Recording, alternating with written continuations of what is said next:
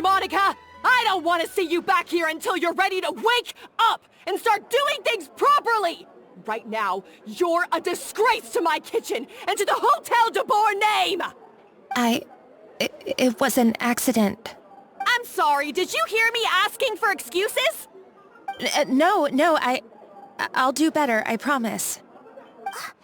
Why is she so aggressive? She won't even listen to what the poor girl has to say!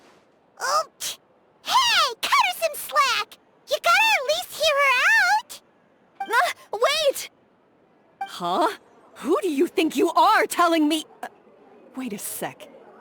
Navia? Huh. So, you're bringing backup now. Suit yourself! You're still wasting your time!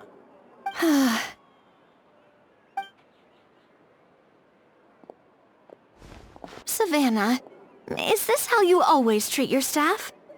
My staff is right. I'm the one in charge here now. And last time I checked, the Hotel de Boer doesn't take orders from the Spina di Rosula.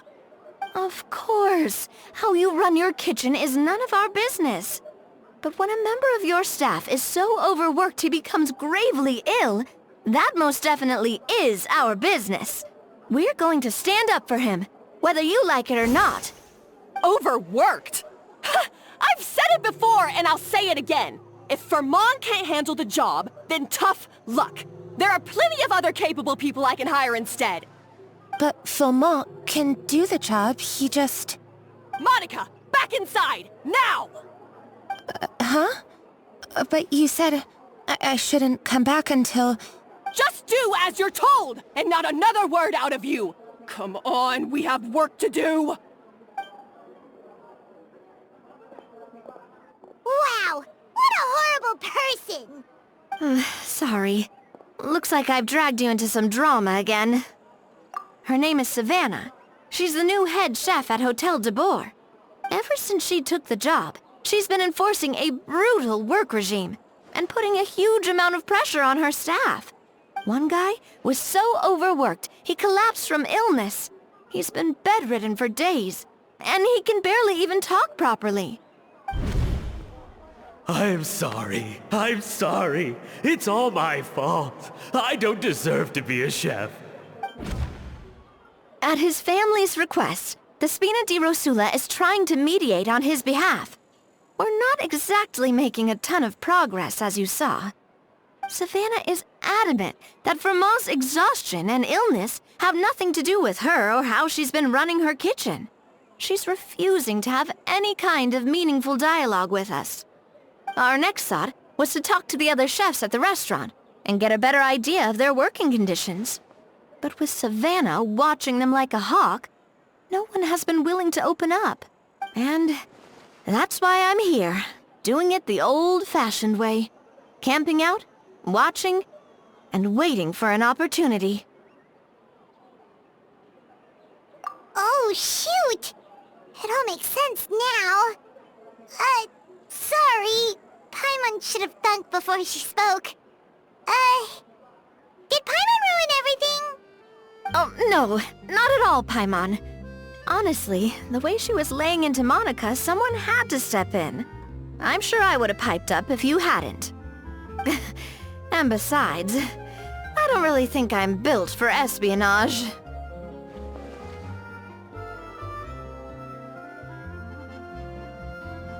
Yeah, meaning it's gonna be all the more difficult to get the inside scoop now. Oh, I might as well head back to the Fleuve Cendre then. We'll need to come up with a whole new game plan. Paimon will join you, 'cause this is kinda all Paimon's fault.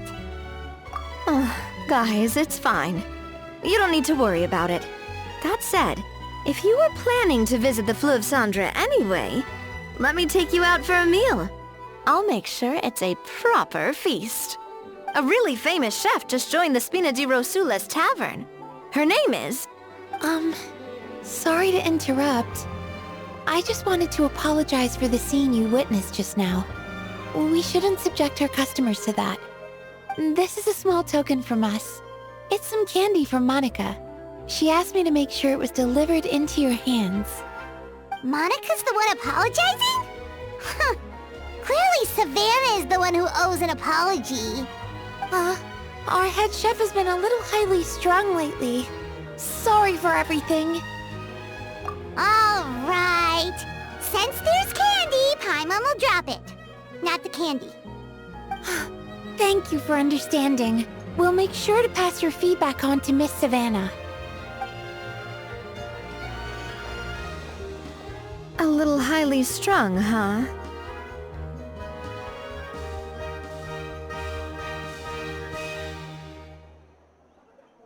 Paimon doesn't get it. How did someone like her even become head chef? Well, according to Fermat's family, she hasn't always been like this. But that's a story for another time. Let's try this candy. Oh, Paimon totally gets it. Come on, dig in! Huh? Hold on, there's something written on the wrapper. Find... Escoffier?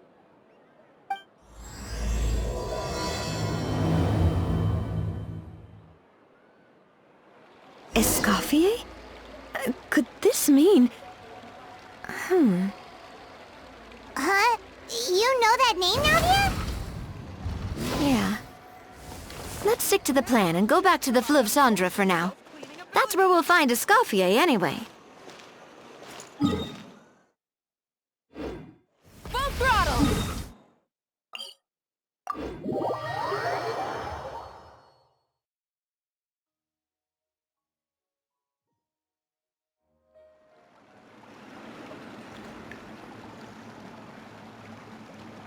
So, who is this Escoffier, anyway? Well, for starters, she used to be the head chef at the Hotel de Bourg, before Savannah. She recreated the legendary Gâteau de Bourg and restored the restaurant back to its former glory. Safe to say, she's the most renowned head chef in the Hotel de Bourg's history. After the culinary genius Modeste himself. Gâteau de Bourg? That's the super exclusive cake that they only sell a few slices a day, right? Wow.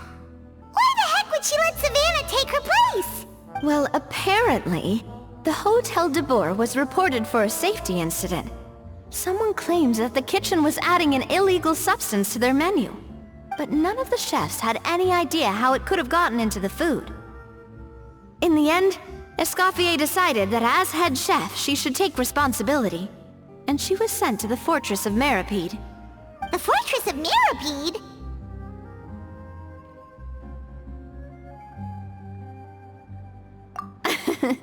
Well, you're right. The quantity of the substance they found was fairly minimal. Even the guards believed the whole thing was probably just an accident. Escoffier didn't have to stay in the fortress for long, but still, by the time she returned, the role of head chef had already passed to Savannah. So that's what happened. Paimon still thinks it's really unfair. Even though Escoffier is no longer head chef at the hotel, she's still well respected by the staff. So, I'm guessing what Monica wants is for us to convince Escoffier to try and negotiate with Savannah on the staff's behalf. Oh, Paimon gets it! Monica wants Escoffier to come back and kick Savannah out. It's simple. If the new head chef is stressing everyone out, then the solution is just get the old one back. Well, about that... You thought cream of mushroom soup was ready to serve after 3.5 minutes on the stove! You'd have had more sense serving hot water with ice cubes. At least then you wouldn't have wasted all this perfectly good cream and mushroom! What do you say, Hilaire? I'm sorry, Cream. I'm sorry, Mushroom. As you can see, Escoffier is that kind of chef as well. You have to leave it on the heat for long enough to allow those flavors a chance to come out. Don't be fooled by the aroma when the water first starts to boil. Got it? Yes, Chef. Then go back and do it again. The customers are still waiting. Remember where you went wrong and don't repeat the same mistake twice. Yes, Chef!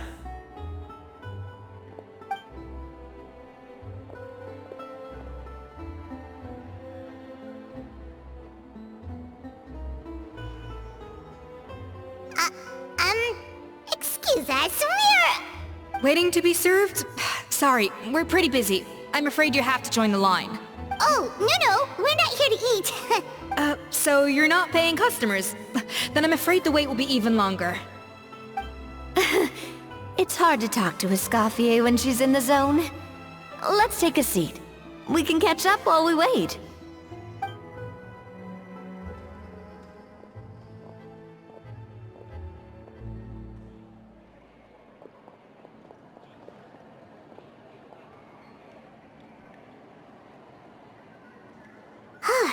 Looks like the rush hour is finally over. Is it always this busy here? These days, yes. I'd say business has tripled since Escoffier joined as temporary head chef. Well, in her words, the Hotel de Boer doesn't need her anymore. It doesn't look like she's got any plans to go back. I guess I'll be heading off then. Wait, take these home with you. We can't serve them now, and there's no sense in letting them go to waste. Oh, thank you, Chef. For what? Like I said, I just don't want them going to waste. Oh, and tell Fiamma to get well soon, so you're not running yourself ragged every single shift. Fiamma. That's the second time we've heard that name. Who is that again? He's the chef that fell ill from stress. Hilaire is his son. And with Mom stuck at home taking care of Dad, he decided to pick up some work to help pay the bills. Escoffier knows their situation, so she's been making some extra food every day for him to take home. Hey, I heard that, Navia! I've told you before, no one's making extra food. Hilaire is making blunders in the kitchen, and I can't serve his failed dishes, so he might as well take them home. Yeah, failed dishes that just so happen to be nutritionally complete every single time. So, you two must be the world-famous traveler and her companion, Paimon, yes? Is there something I can help you with? Oh, so you know us already. We'll skip the introduction then. We are here to talk about Savannah. Oh, I certainly am. The Spina's headquarters are right next to the tavern. And I've lost count of the number of times Navi has come to pester me about it. But I don't work for the Hotel de Boer anymore. And being ex-head chef doesn't give me the right to interfere with that business. Besides, I'm the one who persuaded Savannah to take the job in the first place. What? Well, she was a much gentler person back then. A little timid even. She wasn't at all confident that she was the right fit for the role. That's hard to believe. Are we definitely talking about the same Savannah here? Honestly, I do wonder if she's just emulating me. I mean, I'm not the most pleasant head chef to be around either. Anyway, suffice to say that given the history between us, it'll be tricky for me to tell her she's doing her job wrong without coming across like a huge hypocrite. Fiamma and the others probably think that Savannah gets it all from me. I wouldn't be so sure about that, Escoffier. Look at this note we got from Monica. She mentioned me. Whatever shortcomings you feel you have, it looks like Monica still trusts you. As for the others, well, how can you know what they think unless you ask them? Monica. Plus, it's not like we're asking you to storm in there and raise hell. We're only in the initial phase of our investigation. All we're trying to do is get the other chefs to open up to us. Oh, Monica. Oh, Monica! Escoffier? I can't believe her! Powdered sugar is supposed to be applied sparingly. Look at all that on the wrapper. It's thicker than the sole of my shoe. Unbelievable! I won't stand for this. She has to learn.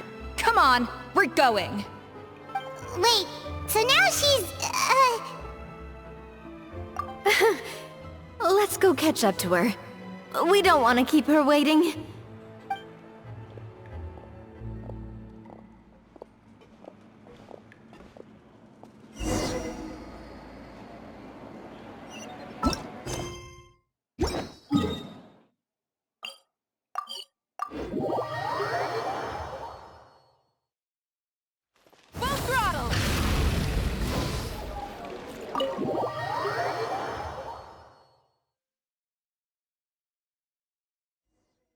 Wait, she looks like... Is that Escoffier? Escoffier's back? Yes, I've missed her cooking. I was just saying, Hotel de Boer is nothing without her. I'm sorry. I'm so sorry.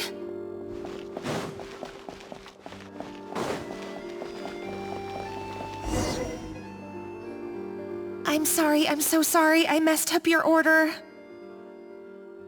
Oh, I wouldn't go that far. Maybe the taste is a little off, but if you hadn't brought it up, I don't think I would have noticed. But, please, you have to forgive me or Chef is gonna... Okay, I know. I'll kneel before you. What the heck? Get up, Monica! Can't you see that you're just making your customer feel more awkward? Escoffier? If you want forgiveness, then do what any self-respecting chef would do. Make the dish again. And this time, get it right. You cannot go begging your customers to feel sorry for you. Savannah said that I'm not allowed back in the kitchen until I've corrected my mistake. But if I can't go back into the kitchen, I can't do the dish over. That's some backwards logic. How can you fix your mistake without being allowed to cook? If this is what Fermat had to put up with, then no wonder he had a breakdown. We apologize for interrupting your meal, sir. It's fine. With my layman's palate, it's not like I can tell the difference anyway. I was actually quite enjoying my meal until she appeared out of nowhere and started apologizing. Gave me a bit of a fright, to be honest. Oh, well, it's because Chef Savannah tasted a bit of the leftover soup from my pot and then threw me out of the kitchen. Gosh, that's pretty strict. Has she always been that way? I don't recall things being like this when Escoffier was head chef here. I gotta say, you're all looking a little worse for wear these days. I mean, Escoffier was strict too, but I think the difference is that her criticism was more constructive, so you knew what you did wrong and how to improve, and we all knew that it came from a good place. Chef Escoffier was hard on us because she truly wanted us to reach her level. But these days, whenever we make a mistake, we just get told to wake up, get your head in the game, or just do it again. And it's only gotten worse since word got out that Chef Escoffier had started working again in the Fleuve Cendre. Monica, you don't need to call me chef. I'm not the boss here anymore. Yeah, but through no fault of your own. What happened back then, that wasn't on you, and all of us know that. That banquet was a huge event, and so many staff were involved every step of the way. With so many moving parts, there's no way of knowing how that Lumiline ended up in the food we served. Lumiline? What's that? A new drug from the Fontaine Research Institute, produced from an extract of the Lumitoile. Apparently it sharpens the senses, so they used it to treat people with impaired responses to stimuli. Oh, yeah, I've heard about that. They found out you can use it as a flavor enhancer since it stimulates the taste buds. Makes things pretty addictive.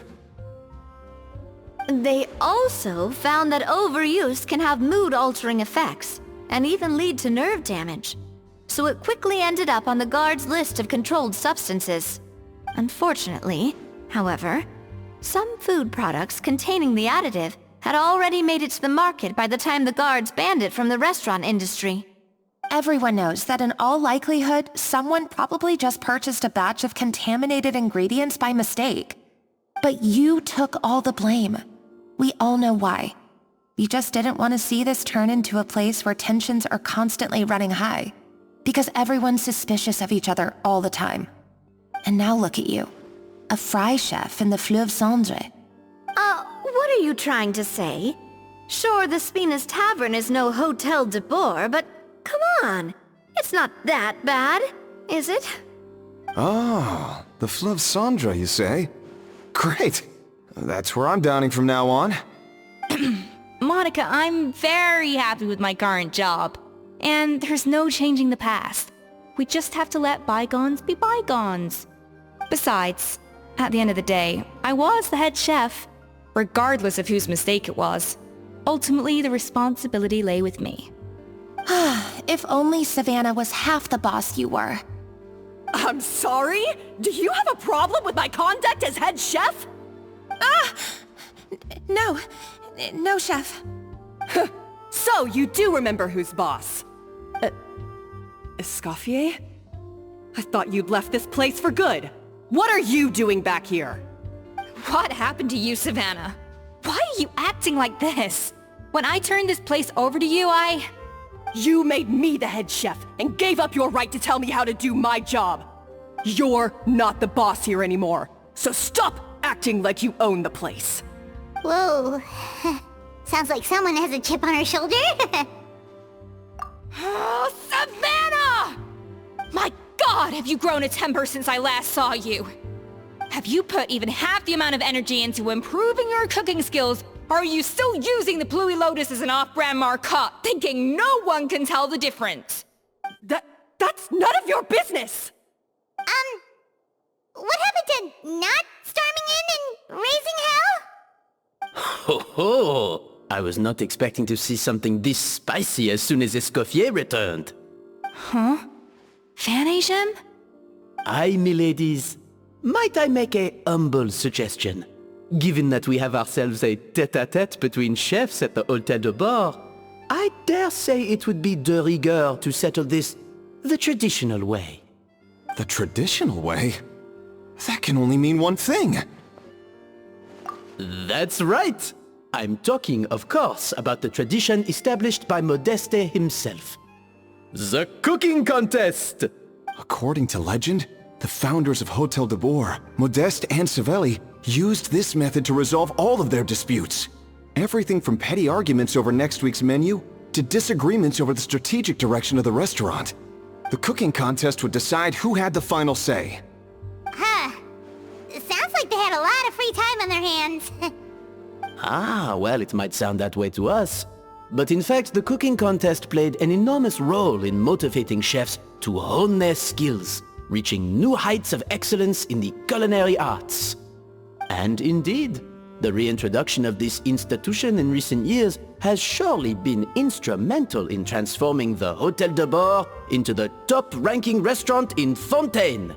Reintroduction? Someone brought it back? Who? What say you, Escoffier? Surely you of all people won't back down from this challenge. It was you who put the rule in place, after all. Sure, I reinstated it, but I'm not a chef at Hôtel de Bord anymore. Isn't this bending the rules a little?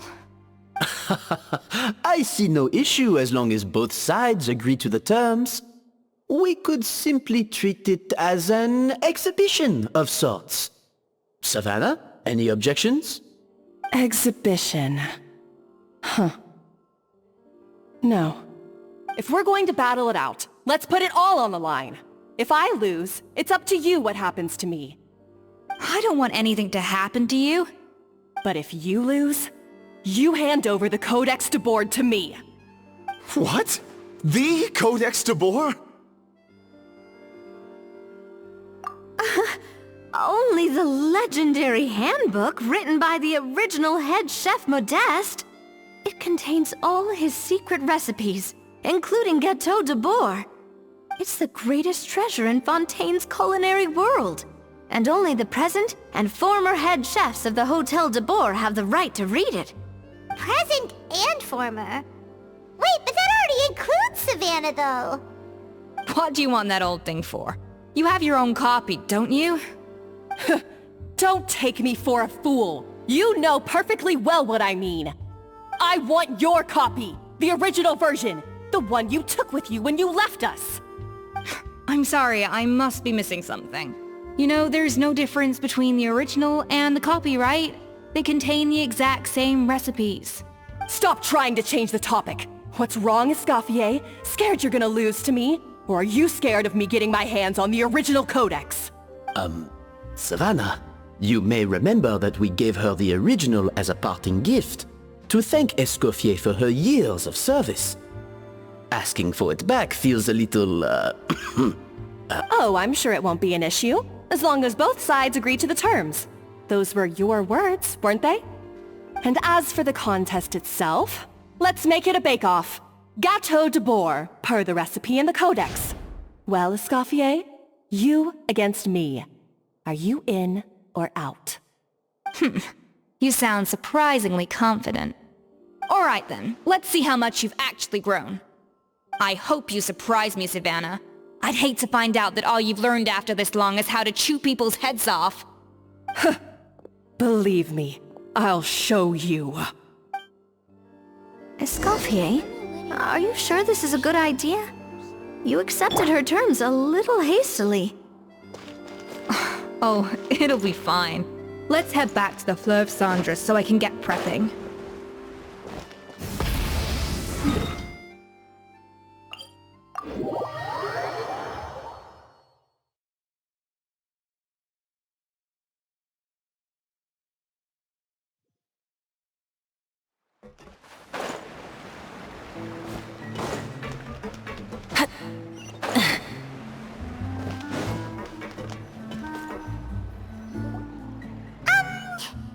So, this whole bake-off thing kinda came out of nowhere.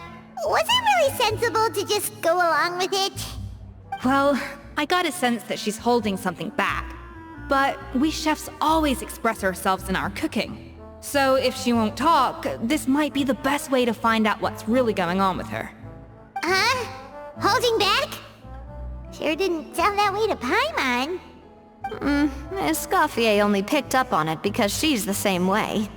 Always closed off, never letting you know what she really thinks. That's patently false, at least where your macarons are concerned. I've been nothing but truthful with you about the disgraceful amount of sugar you use. Okay, that's one case where you can keep your thoughts to yourself.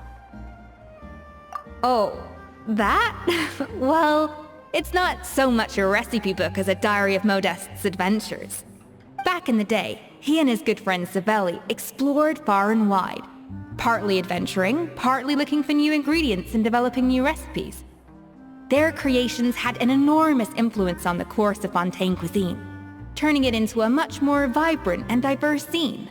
For instance, legend has it that the original Gâteau de boar was made using a special secret ingredient that Modeste discovered on one of his adventures. So rare was the ingredient that they could never make more than 16 slices of the cake per day. But everyone who tried it claimed that it was one of the most blissful and invigorating things they had ever tasted. Modeste and Savelli went on to found the original Hôtel de Bourg, which catapulted them to stardom in Fontaine's culinary world. Especially Modeste. He was hailed as a once-in-a-generation genius. And over time, the recipes from his adventure log became known as the Codex de Bourg. Ah, Paimon's heard this kind of story before. Armed with the Codex, the Hôtel de Bourg took its rightful place as the finest restaurant in the land, serving those recipes for centuries to come. Something like that? What? No, of course not. Cooking is a constantly evolving art form. How could any restaurant survive if they only served food that was popular last century? Anyway, never mind centuries. Savelli and Modeste parted ways not even 10 years after their rise to fame. Then, Modeste passed away while he was still in his prime. And that was it. The end of the Hôtel de Bourg's heyday. It fell into decline, and for most of its history, it was just a nondescript place with a couple of cheap tables. It's only in recent decades that it started recovering. Even then, it still took numerous relocations and changes of management before we finally ended up with Vanigem and the restaurant we have today. Oh! So the Codex really isn't all that, then.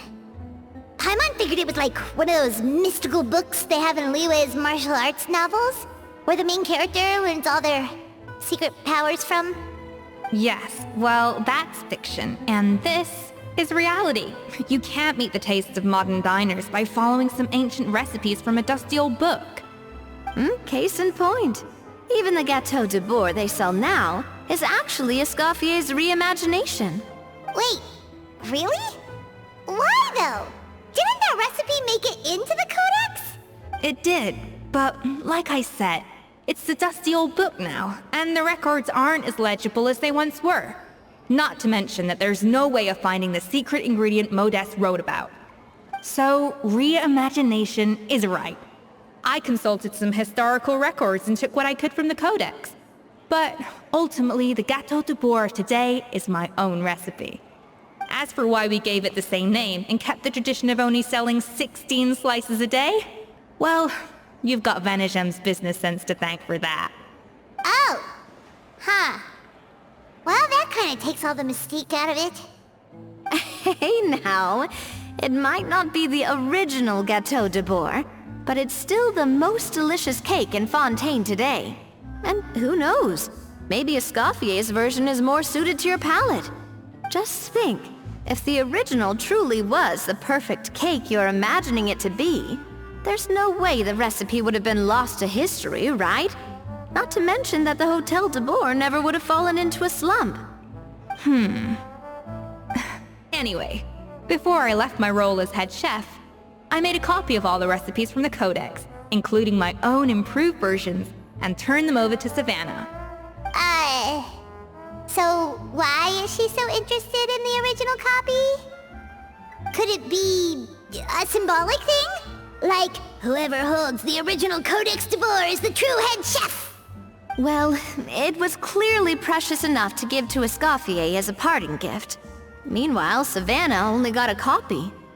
Maybe from her point of view, it's like management doesn't truly see her as being worthy of the role. You think so? The only thing is, it was her suggestion to gift me the original in the first place. Well, a joint decision by her and Venegem.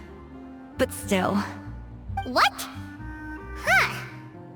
Guess she's had a major change of heart since she became head chef. Yeesh. Who knows? We could speculate forever. Better to just let our gâteau do the talking.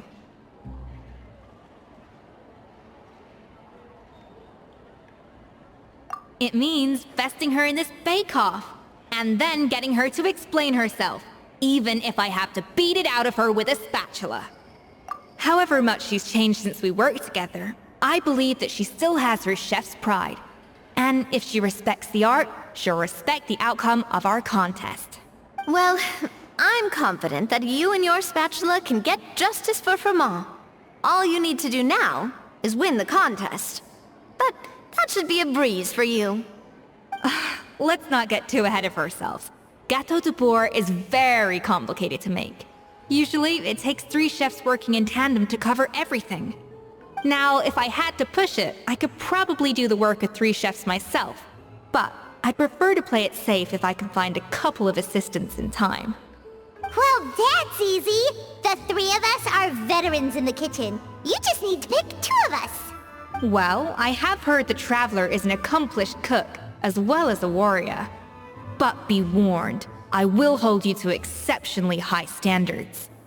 Think you're up to the task? Oh, count me in too. I've spent weeks perfecting my macarons after your scathing review. Even if it means competing against the Traveler, so be it. I'll show you what I'm made of. Confident. I like it. Alright, let's start with some elementary mise en place. Show me your knife skills.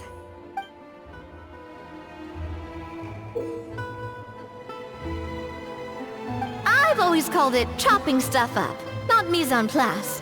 But it's basically the same thing, right? Oh, Navia. The difference in your case is that mise en place is chopping stuff up without sending juices flying all over the kitchen. Looks like you found that easier than I expected. Yeah, thankfully it was pretty straightforward in the end. You made it sound like we'd be carving statues out of fruits or something. Well, brace yourself, because the next step is anything but straightforward. I'll be using this cold press to extract flavor compounds from the ingredients. A kind of special food processor I got the Fontaine Research Institute to make for me. It uses cold temperature extraction to isolate the essence of cooking ingredients, which can then be used to flavor dishes more precisely. But this isn't exactly standard kitchen equipment, so that probably didn't make a whole lot of sense. Let me give you a demonstration instead.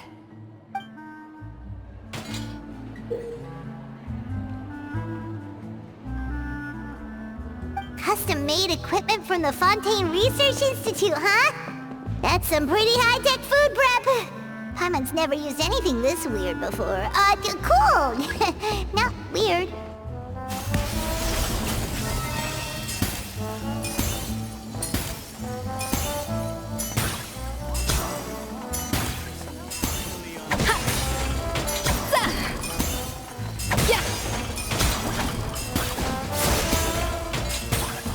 To the freezer! And done! These are the flavor compounds extracted from our ingredients. I processed all the fruit you chopped up earlier. Wow! Even the smell is so much more concentrated. What next? Do we add all this stuff in? Absolutely not! Throwing everything in at once will ruin the balance of flavors. We have to go slowly and carefully to calibrate the exact flavor we want. I'll demonstrate again. Now, watch closely.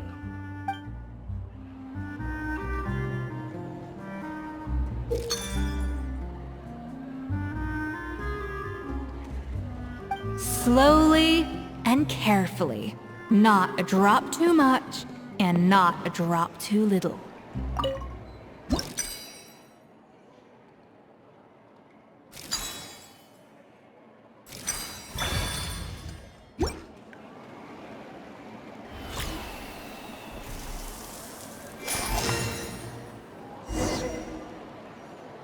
And voila! Now it's your turn.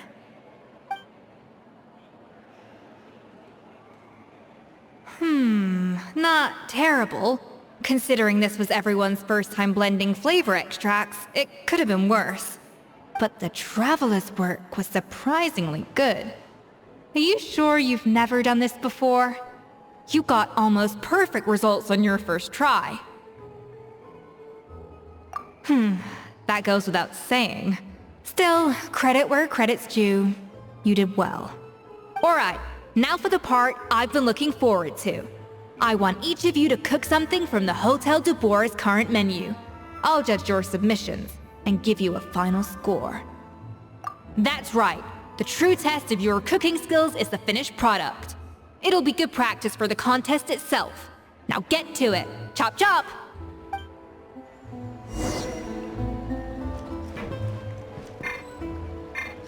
I guess I'm finally on the right path. How's it going? Have you picked a dish yet? Choose wisely. I expect you to present the most delicious thing on the menu.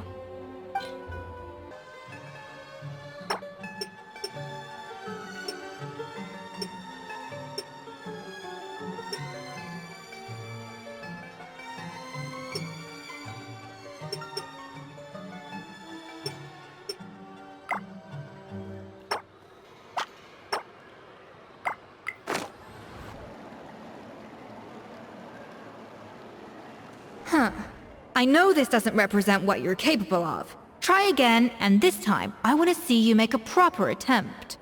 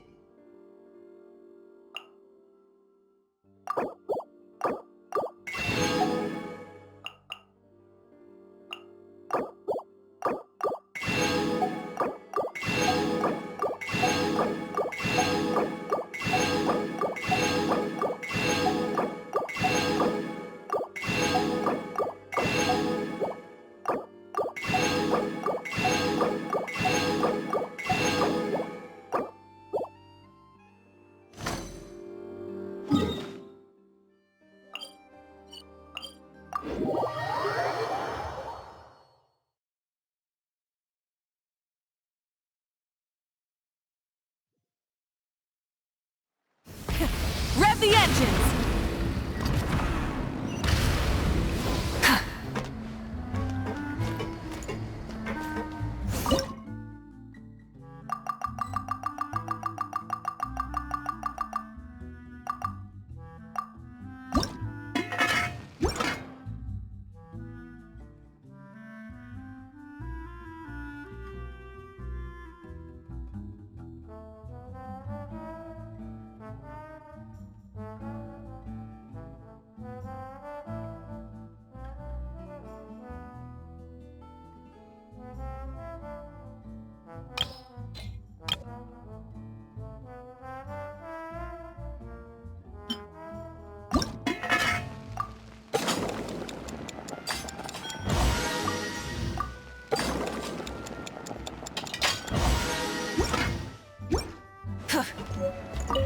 How's it going?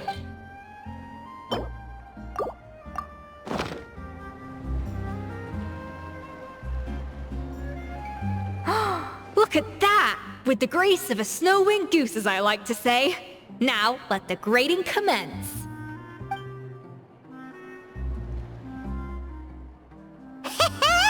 Pretty good, right?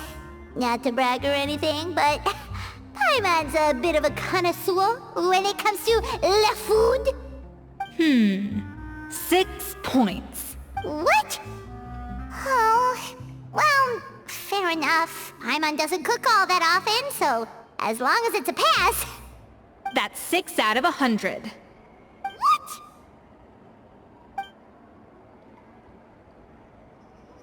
You say you're a connoisseur, but it's quite clear from this dish that you have far more experience consuming food than creating it. By that logic, I suppose you think listening to Lady Farina on repeat every day would make you an opera singer. Aww. Oh, me next! I'll have you know that this batch of macarons has 2 whole tablespoons less sugar than my previous ones. So you went from 12 tablespoons to 10? Well, it's nice to know you actually measured it out. Because it tastes like you just threw in whatever was left in the jar. 6 points. Aww. Now to the final dish. So, what do you think? This is our last hope. 8 points. Darn, that's barely higher than what we got. Not exactly. The color is spot on. Beautiful aroma. Excellent presentation. I have to give this one 8 points out of 10. Maybe even 9 points. Huh? How did you pull that off? Don't get me wrong. There's room for improvement. But still, this is clearly the work of an accomplished chef. I can tell that you've put many hours of work into honing your skills in the kitchen. I can really taste the grace of the snow-winged goose in this dish. The traveler's journey, with all its trials, tribulations, and setbacks. Not to mention the frustrations of having a picky eater for a partner. Hey, you made that last part up! No way did you taste that! Well, it looks like I lost fair and square. I guess you'll be taking the Traveler as one of your assistants then? But if it takes 3 chefs, that still leaves 1 slot remaining. Maybe Paimon and Navia should keep practicing and see how it goes? Chef Escoffier! Oh, it's Hilaire! What brings you here? I heard the news about the cooking contest. You're doing Gâteau de Bois, right? I was just wondering if you needed any help? And you think you're up to the task, do you? Oh, no, I know I'm not there yet. It's actually my dad who wanted to help. Firma, last I heard, you could barely get out of bed. Chef Escoffier, Navia, Traveler, thank you all so much for everything you're doing for me and my family. I've had enough of sitting around at home while you run yourselves ragged. If you let me, I'd like to help you win this cooking contest. Yeah, I was gonna say the same thing. Don't you worry. I'll be fine. I'm feeling much better now. I'm sorry. I know I've been rather useless these past few days, but not anymore. The fact is, I'm a fine chef, despite recent events. I've proven myself in the Hotel de Bois kitchen, so if anyone's qualified to work under Chef Escoffier, it's me. I think. I hope so. Firma, have you even set foot in a kitchen since leaving Hotel de Bois? I have not, but I'm fully rested now. I know I can handle it. I'll prove it. Let me whip something up for you right now.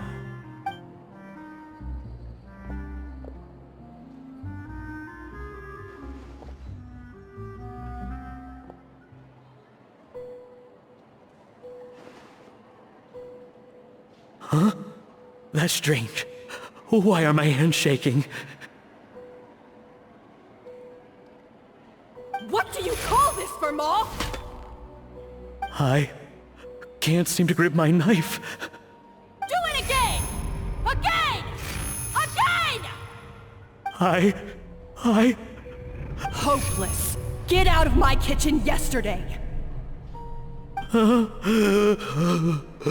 Dad, what's wrong? I don't understand. I was feeling so much better, and then Will I never be able to work in a kitchen again?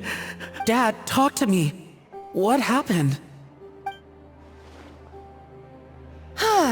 I think the real issue here is not physical exhaustion, but psychological trauma. Monica, when did you get here? Probably because you were all concentrating so hard on your cooking. I didn't want to interrupt your flow. But anyway, Verma, I'm so sorry. If only I'd known how serious your situation was, I would have stood up for you sooner. You have nothing to apologize for, Monica. During those long nights of redoing every order, you were the only person who looked out for me. Oh, come on. All I did was make you some tea. I doubt it was much help. Savannah was so ruthless toward you. I probably should have brought you something stronger. She sounds like the worst. Alright, another Savannah horror story, let's hear it. She's been getting harsher and harsher on us ever since she heard about Escoffier's new role in the Fleuve Cendre. Seems like no matter what we make, she'll find something wrong with it. What is this? It looks like a dog's been at it! In the trash now! Then she orders us to redo the dish again and again, but we never know what's going to make her happy. Do it again, do it again, do it again! Every time you remake it, you just get another earful from her. Either straighten yourself out, or get out of my kitchen! So now, it seems like just picking up a kitchen utensil gives me flashbacks of her yelling at me. Oh man, that must be awful. The more I want to get it perfect, the more my hands shake, and the more scared I am of making another mistake. How can you give up so easily, Firma? You weren't a quitter when you were working for me. And even under Savannah, you talk about working late into the night trying to perfect your dishes. That says to me that you still hadn't lost that determination to prove yourself. What changed? I don't know what's come over me. When I think back, I just remember feeling like my heart and my hands were growing heavier and heavier as the shift went on. Each time I had to redo a dish, my heart sank a little further. Maybe Savannah was right. Maybe I am just hopeless at this. Dad... I see. Well, it sounds like there are some deep issues at work here. Ones that won't be resolved by merely seeking compensation.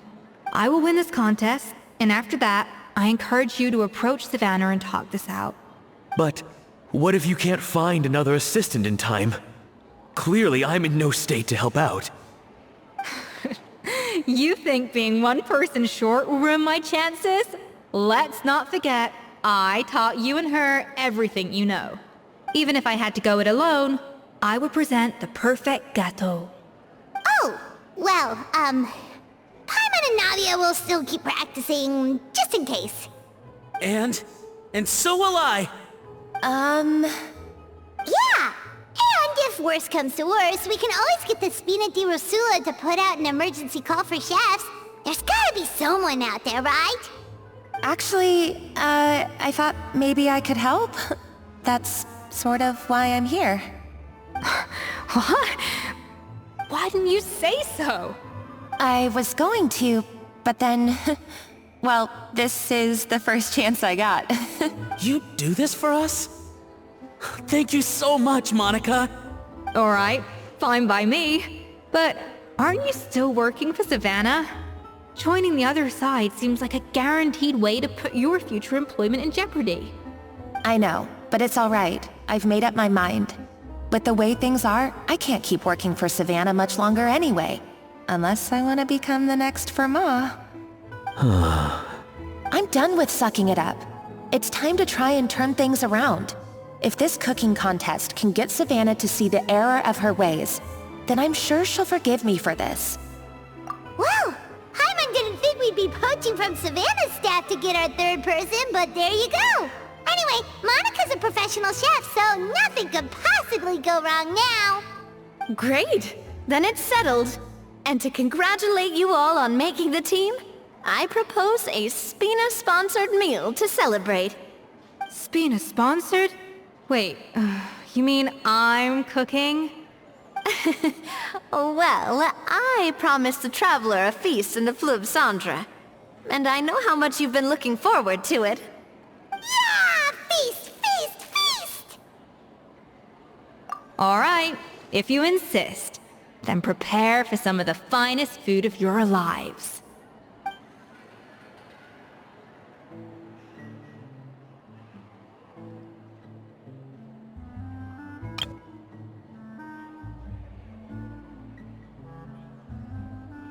That's not a bad idea, actually. Wait, hold on. You need to finesse that further.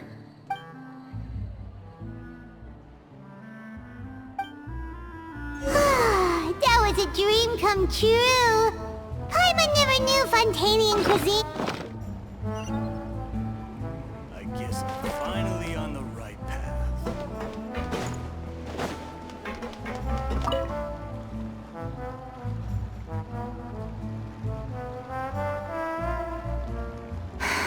Why, Savannah? Why? Oh, nothing. I was just flicking through the original Codex de Boer. I wanted to see if there was anything I'm missing. Something I hadn't noticed before. That might explain why Savannah's so desperate to get her hands on it. But I can't find anything. It's just some hastily scribbled recipes in between diary entries from Modeste's adventuring phase. And most of it's not even legible anymore. The copy I gave her not only has all the recipes in full, but even includes my own private tips and notes from years of experience. Surely that's infinitely more useful than this old thing. Yeah, maybe. Still, it's just hard for me to imagine that the Savannah I knew would go to all this effort just to make a point. We were. At least I always thought we were. She was a little shy, but meticulous with everything and everyone she dealt with. She made a few mistakes here and there, but she was quick to correct them whenever they were pointed out. And she was always striving to improve as a chef. Those qualities are why I recommended her to replace me as head chef. I never imagined for 1 second that she'd cause Fiamma and the other staff so much grief. Well, I mean to an extent, of course. I pushed hard for her to get the role. And the idea that she turned out like this because of me is difficult to come to terms with. I wonder if this is how Modeste felt back when he was writing the Codex. Yes, with his good friend and co-founder of the Hotel de Boer, Savelli. The story goes that after Modeste unveiled his Gâteau de Boer and was hailed as a culinary genius, he was admired and adored by all. But his newfound fame slowly drove him and Savelli apart. Unlike Modeste, whose every new creation was an instant hit, Savelli seemed to face setbacks at every turn. Doors that would swing wide open for Modeste would shut in Savelli's face. And with Modeste being whisked off to all manner of functions by his celebrity friends, he had less and less time to discuss the culinary arts with Savelli. People started gossiping about Savelli, and their relationship between the two gradually soured. Everything came to an abrupt end when Modeste, still in the prime of his life and still hailed as a genius, suddenly died from an acute illness. And that was it. They neither had a decisive split, nor got the chance to properly reconcile. Their story just came to an end. One rumor had it that Savelli actually killed Modeste out of jealousy, even as the latter was hoping to make amends. Unlikely. It's a popular theory, but there's no real basis for it. At least there are no records of Savelli ever being convicted of a crime. Still, beyond a point, there's no way of knowing what truly happened in the past. All we can do is try to make sure the present doesn't quite go as badly. And that's why I have to win this contest tomorrow. Then get the truth about everything that's been going on, even if it means cracking her open like a nut.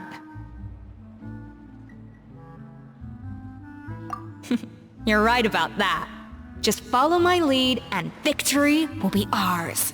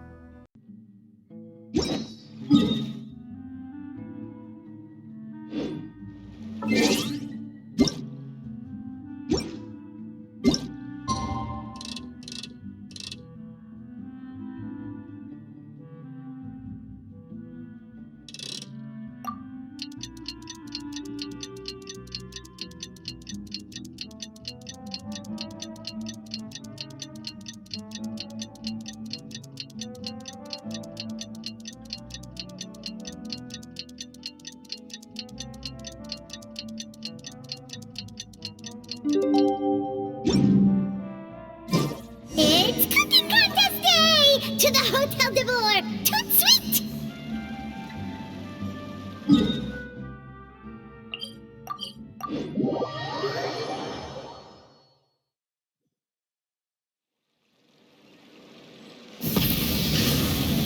Did you hear the news? Escoffier's coming back for a cooking contest! Wait, seriously? Escoffier in a cooking contest? Now that I've got to see! I don't get it. Why would anyone in their right mind challenge her to a cooking contest?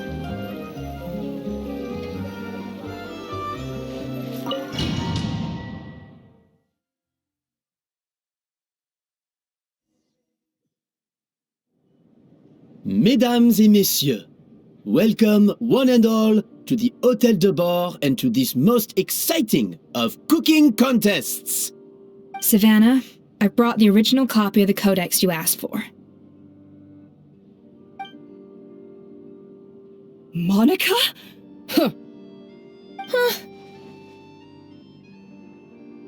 In the interests of fairness, this contest will be conducted in a double-blind format. Once the dishes are complete, they will be sent to the back of the kitchen where they'll each receive a label. The labels will be placed out of sight underneath the plates, only to be revealed after the judges have sampled them and reached a final verdict. This is to ensure that no one will know which dish is made by which contestant. As one of the judges, I promise to be fair and impartial. When my meal got interrupted yesterday, I never thought this is how they'd make it up to me. Getting a seat on the judging panel is a pretty sweet deal. Both contestants have taken their positions. Then, without further ado, let the Hôtel de Bord cooking contest commence!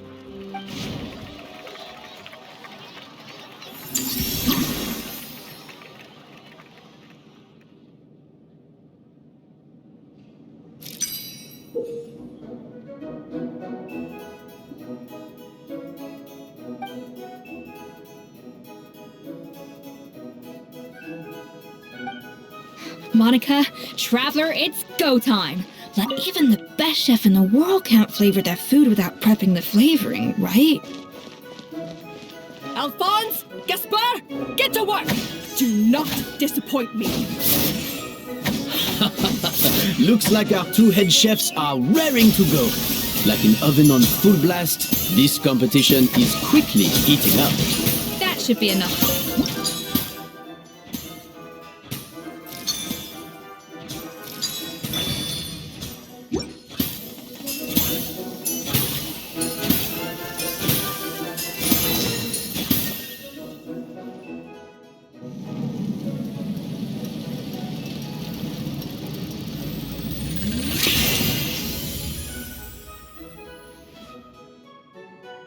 Come on, Escoffier! Come on, Traveler!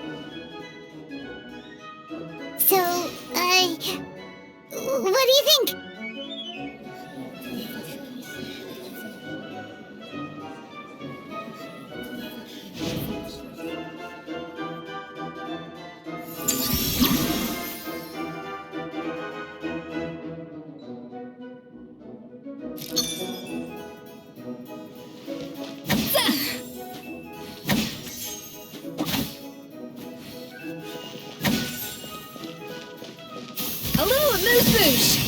Escoffier is already on the final step of the recipe. Let's check on Savannah's progress.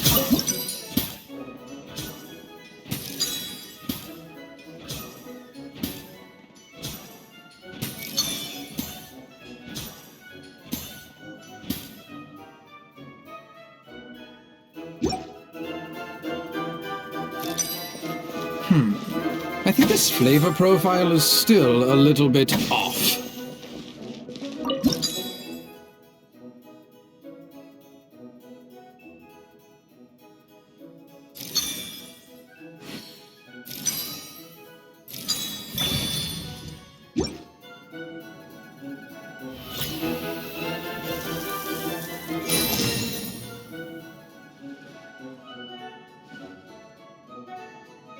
You can't match Escoffier's talent.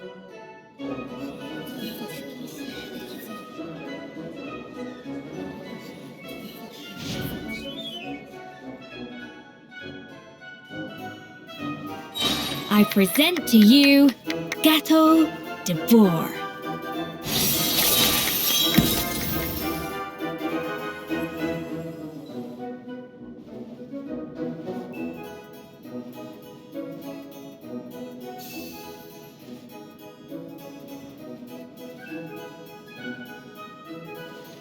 That was perfect! We were like a flock of snowing geese, completely in sync, working gracefully and elegantly together.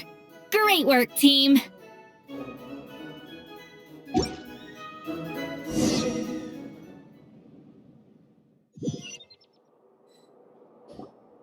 Time's up! Contestants, please take your dishes to the back.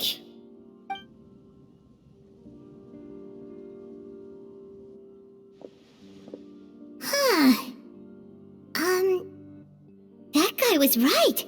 You really can't tell whose is whose just by looking at them. We both made the same dish after all. For all her flaws, Savannah's a talented chef who earned my recommendation for good reason. She wouldn't screw up something as elementary as the cake's appearance. Whoa! This is really rather good. Wonderfully soft and fluffy. Beautifully sweet. This is a masterclass in how to make Gâteau de Bourg. I would give this one at least 9.9 out of 10!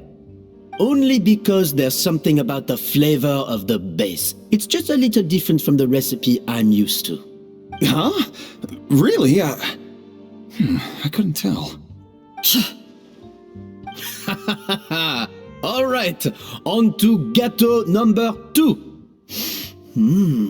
I haven't had a single bite and already this aroma is a delight to the senses. I have a feeling that this gâteau will be a gâteau for the ages. How exciting! I'm gonna dig in.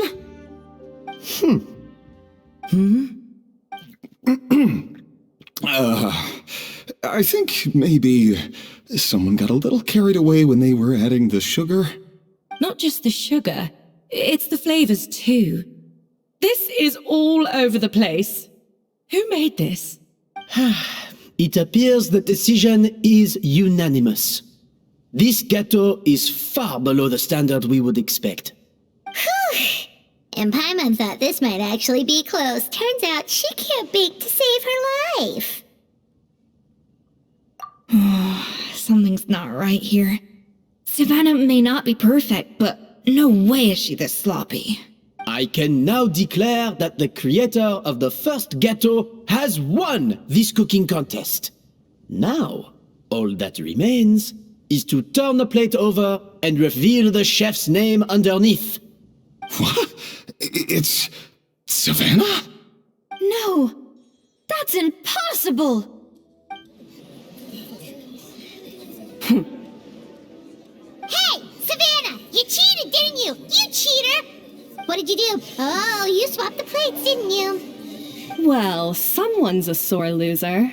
These cakes went from the oven to the judge's table without me ever laying a finger on them. And everyone here can attest to that. It was Van Gem's staff who labeled them in the kitchen. If you're looking to accuse someone, why don't you start with them? Isn't it more likely That Escoffier's lost her edge? Oh, or maybe her assistants let the team down. You take that back! Judges, we demand a rematch. That's enough! What's done is done. As head chef, or rather as team lead, I take responsibility for the dish I served.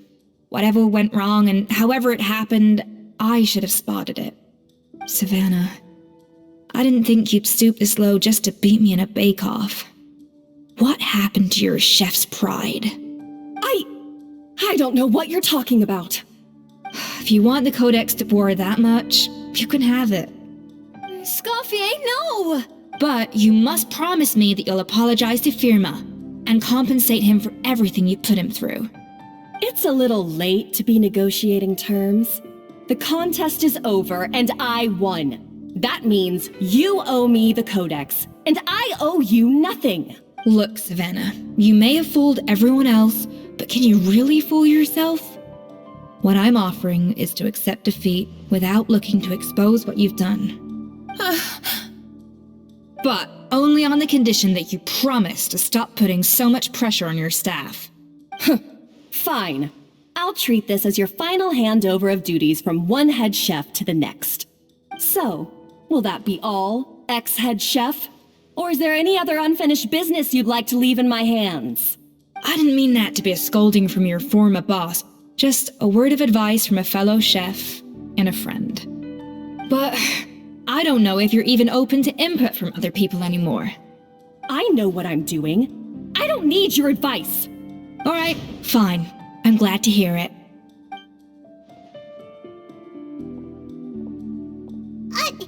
Escoffier? The Codex de Boer! Finally. Now, at long last, I will succeed. Escoffier? How could you let her get away with this? Yeah! The Codex is a souvenir of your time here! Doesn't that mean anything to you? It's alright. It was just a bake-off, not the end of the world. I'm already over it. Besides, it's not all bad. She agreed to compensate Firma. That's mission accomplished for the Spina. Honestly, if I'd have known that giving her the Codex would solve everything, I'd have just done that in the first place. I mean, why bother with the whole cooking contest? It's such a waste of time and energy.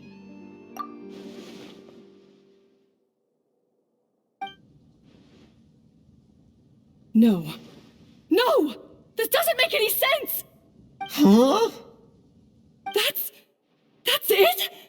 No secrets, no nothing? I don't believe it! This can't be happening. Oh, Chef Savannah! Savannah?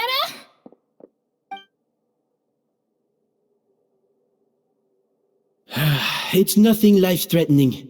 Just a lot of pent-up stress and exhaustion. Oh, I knew it. Pent-up stress? The truth is, however hard she might be on the rest of us, the person she puts the most pressure on is herself. Yes, there are nights when she makes us redo things over and over into the wee hours. But for her, it's every night. She'll hide herself away in the kitchen, working on new techniques and recipes, and only realize how long she's been at it when we come to work the following morning. But why? Why would she do that? Our best guess is, she doesn't want to be seen as less of a chef than Escoffier. And there it is. Even so, that's no excuse for taking her anger out on the rest of you. Yeah, and it's definitely no excuse for cheating in the cooking contest. About that, we honestly have no idea how she did it. We were focused on our own work the whole time, like she asked. Leone and Argalia were the ones I tasked with labeling the cakes. I've already spoken to them both. They're at a loss to explain it too. Not to worry. Come on, join me downstairs. I'll interrogate the guilty gâteau myself.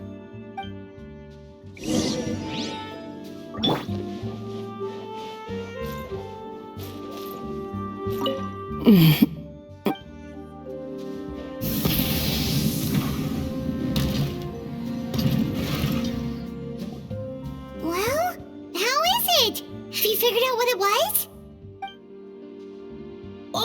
This is aggravated assault on my palate.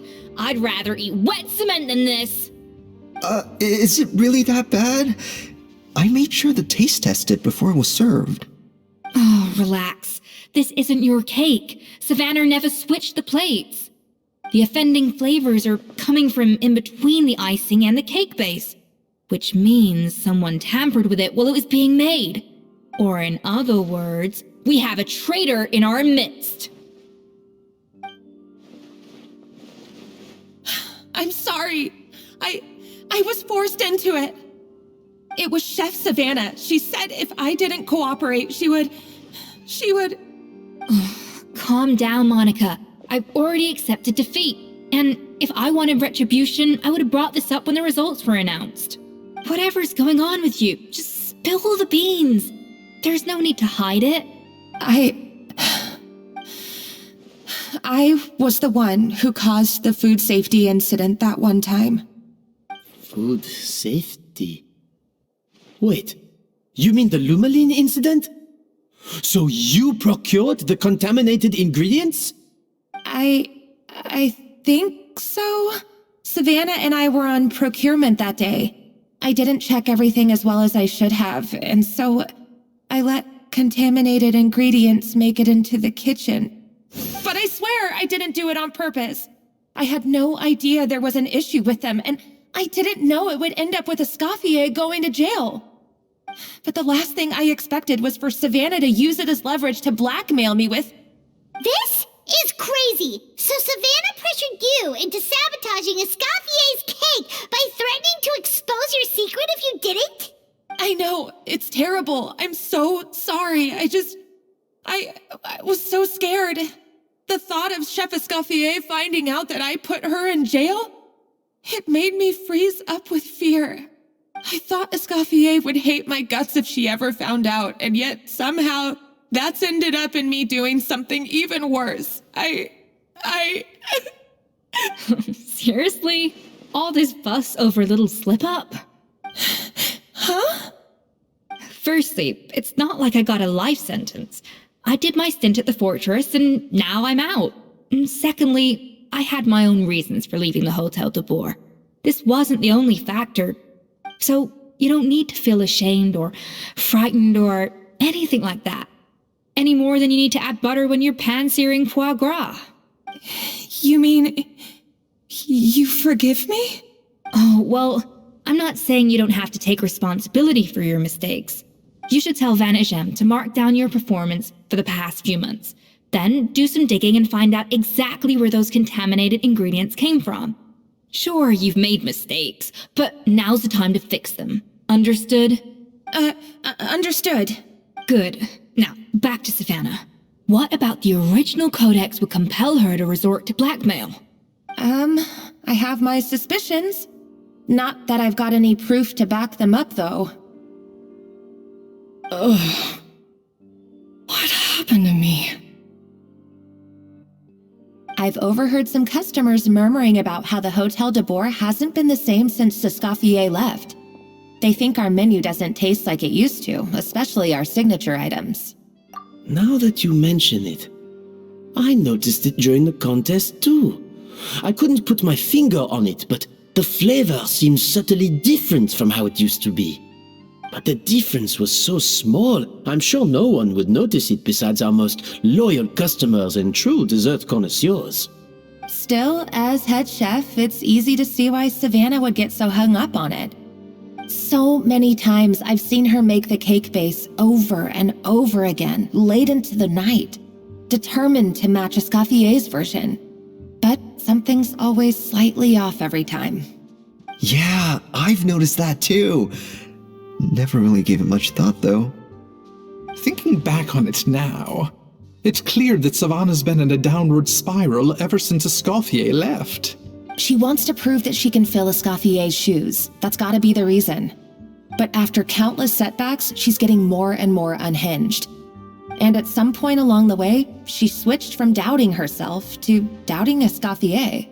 Doubting Escoffier? For what? Yeah, it would explain why she was bent on getting the original at any cost. She must have thought Escoffier purposely omitted key details from her recipes when she copied them out. Also, she could retain her place as the #1 chef in Fontaine, the only one privy to all the secrets of the trade. Oh, for goodness sake, what a stupid idea. Of course. Then she finally got the codex only to discover that the secret recipes she's been pining for don't exist at all. Seeing how utterly wrong she was must have been a real shock to the system. It probably brought up everything at once. It overwhelmed her, and she passed out. There's still one thing that doesn't make sense, though. If Savannah had the real recipe all along, how come it tasted different? She might not be on the same level as Escoffier, but surely after like 50 attempts she'd get it right one of those times. You'd think so, but geniuses like Escoffier are in a league of their own.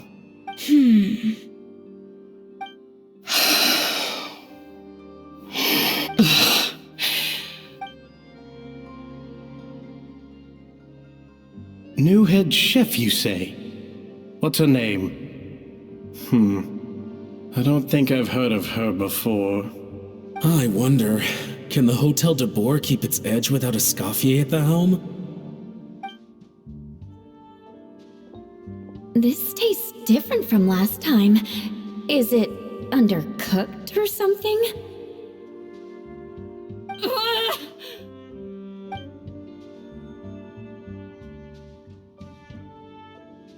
Take this. It's a copy of the Codex de Boer.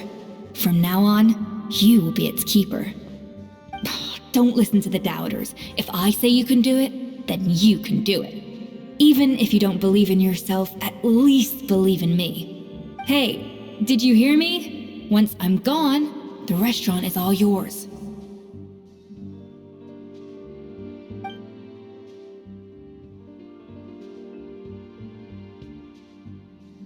All this time, I've been blaming other people, but maybe I'm the problem.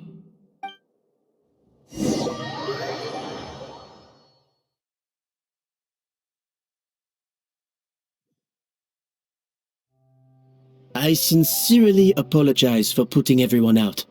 Savannah's awake now, but I don't think she's ready to speak to anyone yet. Let's give her the day to calm down. I'm sure you'll have the chance to talk everything out tomorrow. In that case, I'll go and update for Ma and his family. I wonder what he'll make of all this. So, we'll come back tomorrow then.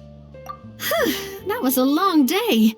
I think I've earned myself a sweet treat when I get back home. Oh, nice! Macarons? Or are you gonna switch it up this time?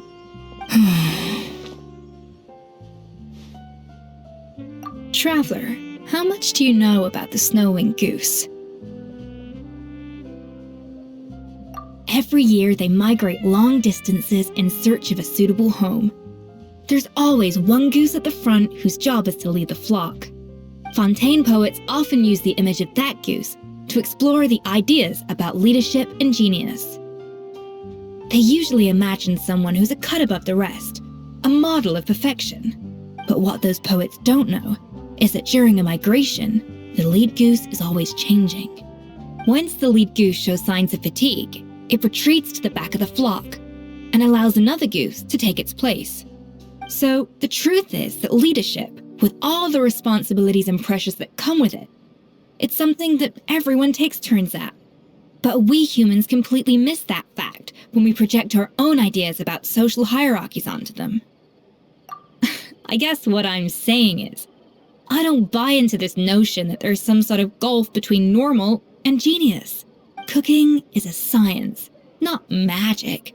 Given the same ingredients, same recipe, and same environment, I see no reason why two different people shouldn't be able to create the exact same dish. Of course, some people have a more sensitive palate than others, and some people are just born bolder or more conscientious. But these are all variables that can be accounted for with time and practice. I'd have no reason to expect so much from others if I believed that perfection can only come from the hands of a genius. The only reason I hold people to high standards is because, well, I believe they're capable of greatness. Okay, I've made up my mind. I'm gonna get to the bottom of why Savannah failed. And come tomorrow, I'll give her the scolding of her life, pointing out all the mistakes she's made along the way. Then she'll finally see the error of her ways.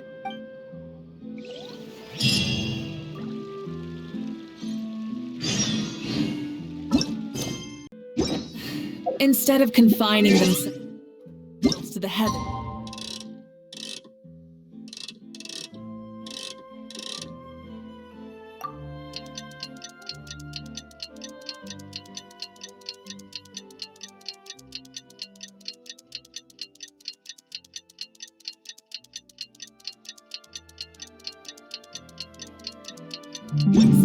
God should broaden their horizons in the world below.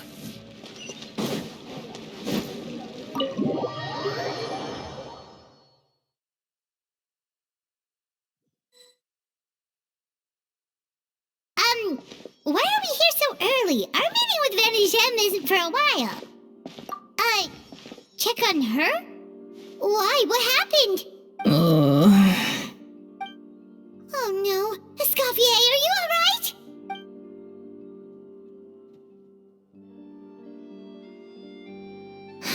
I'm fine.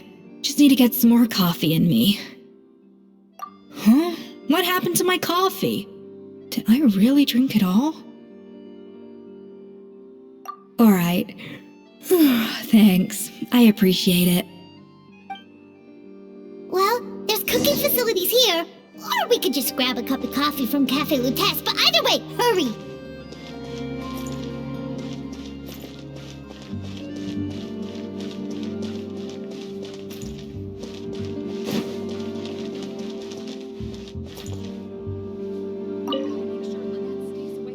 Coffee.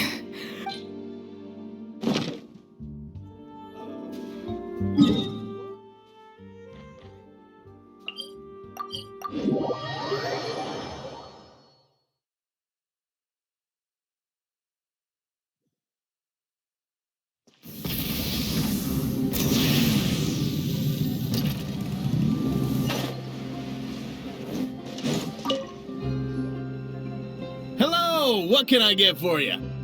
Sure thing, we're here to go. Huh? Oh, I see. First cup of the season. Yeah, I get it. Young people these days do love their little surprises.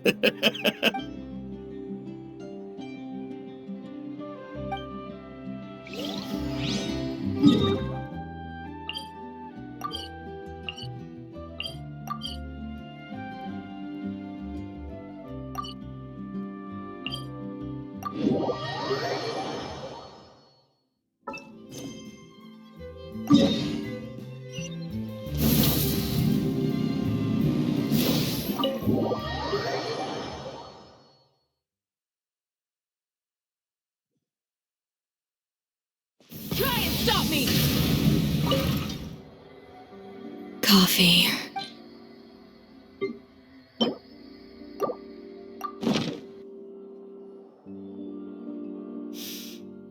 I smell coffee. I feel much better now. Thank you so much, Traveler and Paimon. Glad to hear it, but make sure to catch up in your sleep when you get the chance. I think I figured out where the problem lies. Honestly, it's ridiculous. I don't know whether to laugh or cry. Wait, what investigation? What are you guys talking about? I'll save it for when everyone else gets here. It's so stupidly small, I can't believe it's caused so much drama. Yes, except my failures were stepping stones to success. Escoffier! Have you seen Savannah? Huh? No, not since yesterday. Why? What's wrong? After seeing her home yesterday, we were all a little concerned about how she was doing. So, I dropped by her place early this morning to check on her. Only to find an empty house with the doors wide open. I left Alphonse and the others to keep watch at her home, while I checked the Hôtel de Bord. I'm worried something bad might have happened. If she's not here, then where could she be? Boss, Escoffier, bad news. Alphonse? You're supposed to be keeping watch at Savannah's house. We were, but then, just after you left, we found this stuff in her house. Oh, looks like a map with a bunch of random places circled. What does it mean? Wait a second. This feels familiar. I'm sure these places are all connected somehow. Of course, from the Codex. They're all places that Modeste explored on his adventures. Yeah, but I don't understand. The adventure logs in the Codex are too fragmented to be of any use. How come this map shows all the missing details? The Codex de Bord? Then, this place marked in red out at sea. Could that be the fabled birthplace of Gâteau de Bord? Seriously? So now she set her sights on finding the original recipe and beating Escoffier that way? Geez, Savannah. Anything to overcome a Gâteau plateau, huh? Ugh, idiot. Does she have a death wish? Those ruins are thousands of years old. Hold on. There's more. Besides the map, we also found these letters. It was you. You let the Lumaline through, didn't you? It sounds like a threat letter. Does this mean that Savannah was responsible for the safety incident? And not Monica after all? Retrieve the Codex by any means necessary. So the cooking contest and the cheating. Someone else was behind her pulling the strings? She's keeping the true recipe to herself. Ugh, this is all such a mess! Paimon needs a second to process this. First, we thought that Savannah forced Monica to cheat in the cooking contest. But now, it turns out that someone else forced Savannah to force Monica to cheat?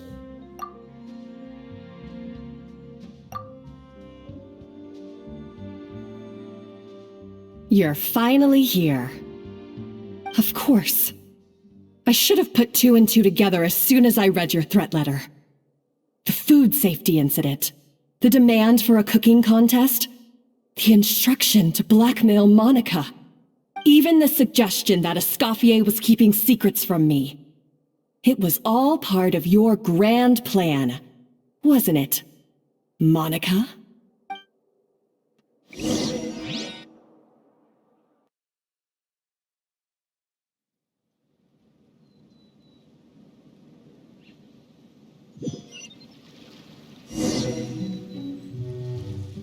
We should be getting close to the spot marked on the map. Of all the stupid things she's done, this really takes the cake. The moment we find her, I'm gonna curse the living daylights out of her.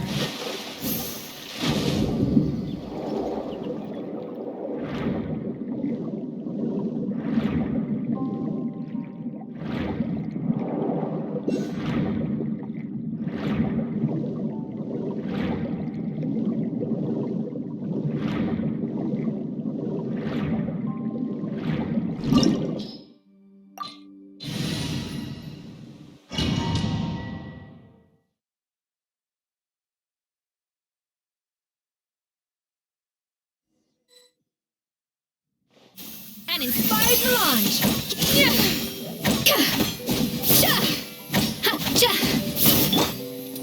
Rise with the sun!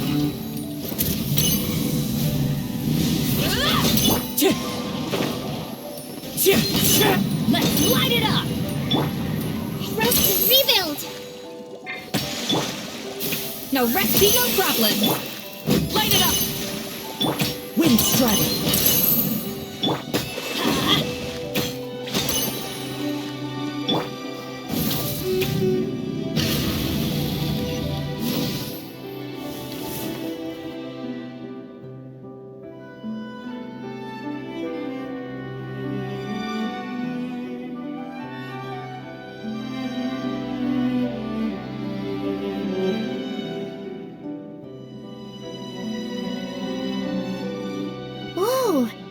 This looks like an underwater restaurant, doesn't it?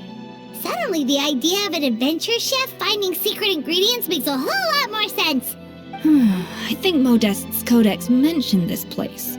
A public bath from the time of Remoria. So yeah, definitely the kind of place that would have served food and drinks.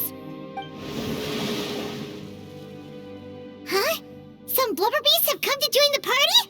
How did they get here?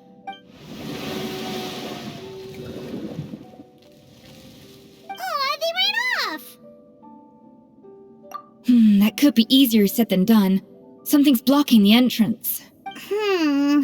Well, did Modeste mention it in his adventure logs by any chance? They must have gotten through somehow. Good point.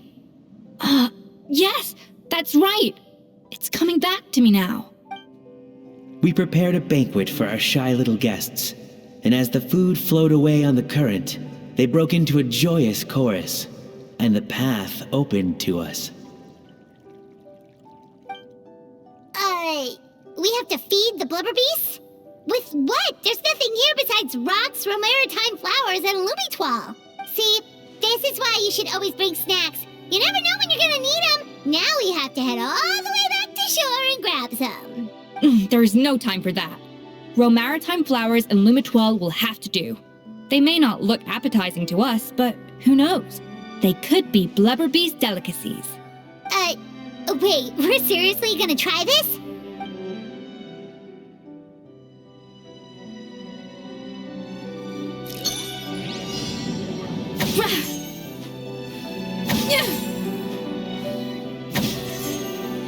Adaptive frosting!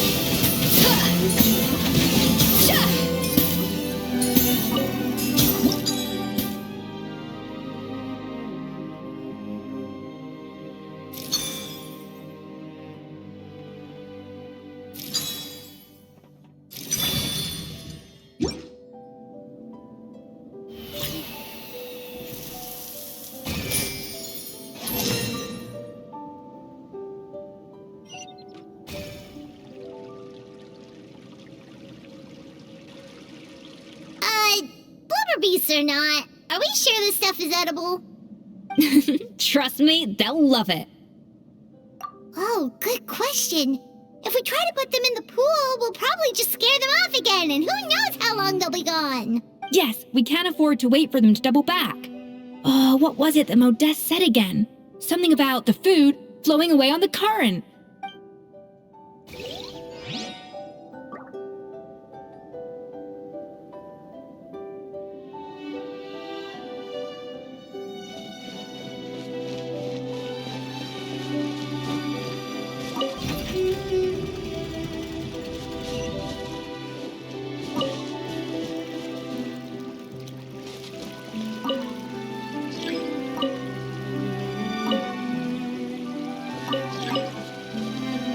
To the freezer!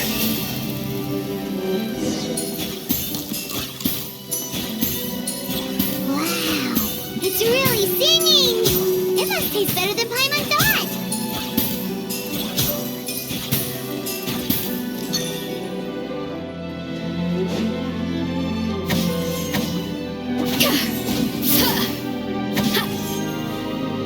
Adaptive frosting!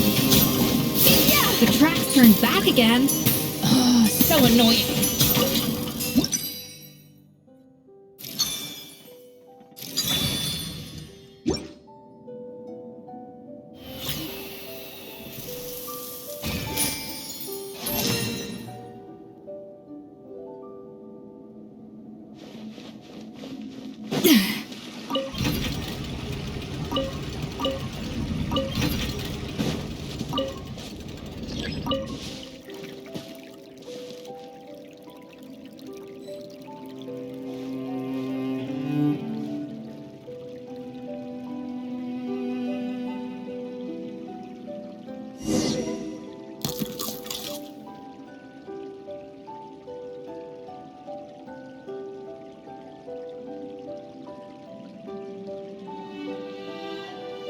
Hey, it's open!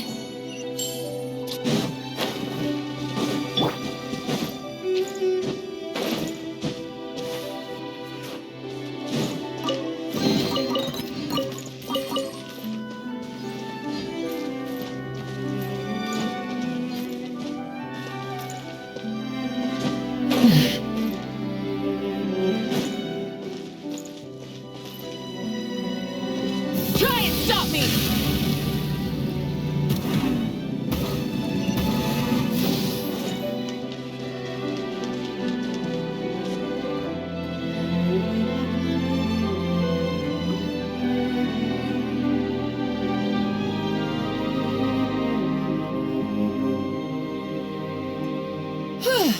Hey, give me your water. Here. I said your water, the one you just drank out of? Sure.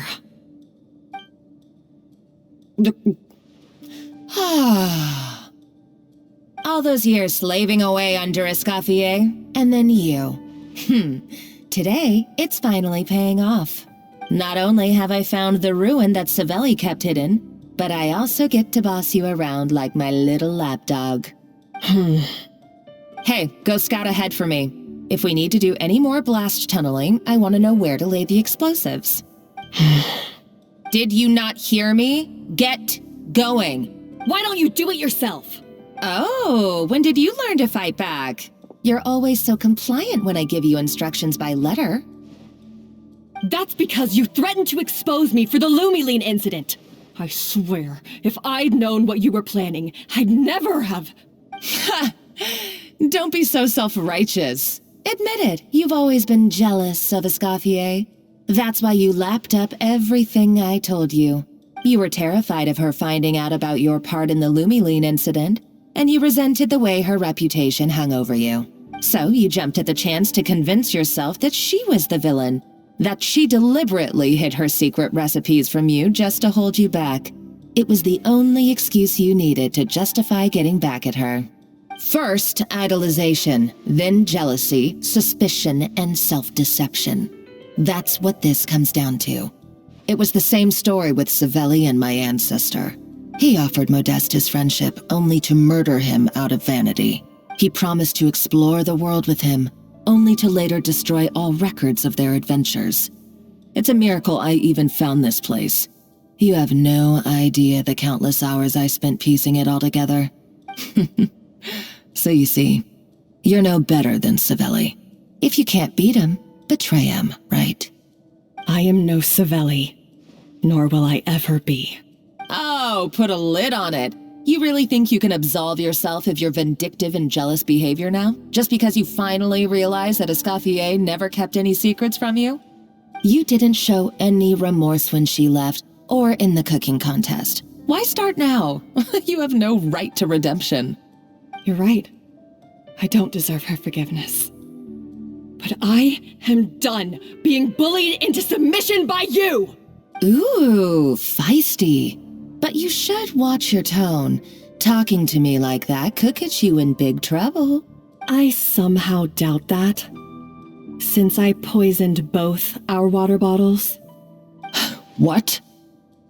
Ever since I learned the truth. I've been biding my time, waiting for this moment.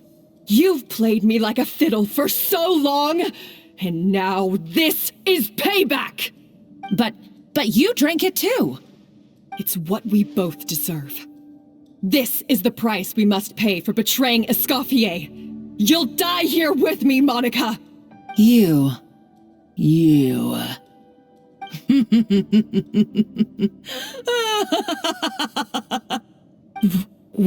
What's so funny? Oh, you're too much. I thought I'd play along for a bit just to amuse myself. You gave a very rousing performance. I saw your dumb plan a mile off. There's no poison in these bottles, just clean, fresh water. No. Revenge is a dish best served cold, you know? Did you really think your half-baked plot would fool me? You're a lousy chef, and you make a lousy villain, too. A complete waste of space. No wonder you never amounted to anything. Everything I ever did was a failure. And now, I failed again, for the last time. Hey, why don't you try your hand at being a comedian in your next life? You got a good laugh out of me. But now the show's over. You should have just done like I asked, Savannah. All I wanted you to do was scout the ruins for me. But you had your chance, and now it's time to say goodbye. Stop right there! Let her go, Monica! We've got you surrounded! Escoffier? Ugh, looks like I'll have to keep you around for a little longer. You can't! Stay back if you want her alive! Escoffier and the Traveler. I can't take you both on in combat, but if you so much as flinch, I can end Savannah's life in a heartbeat. Monica, what are you hoping to achieve by this? You're about to commit murder, and for what? A recipe? A recipe? You chefs are all blinded by your myopic focus on kitchen affairs. Well, some of us actually have bigger fish to fry. Modeste had a secret. The truth behind his so-called genius, the je ne sais quoi factor in his Gâteau de Bourg, and it's right here in these ruins. Are you serious? You're here because of a Gâteau de Bourg obsession?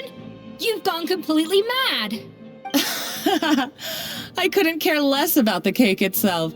No, the real treasure is the secret ingredient that Modeste sourced from these ruins. He and Savelli were fools. A priceless treasure of Remoria in the palms of their hands, and they thought, ooh, this would go great in our cake mix. We're talking about a powerful stimulant that also sharpens the senses. That's no cooking ingredient. It's a groundbreaking drug. That's right, I've done my research.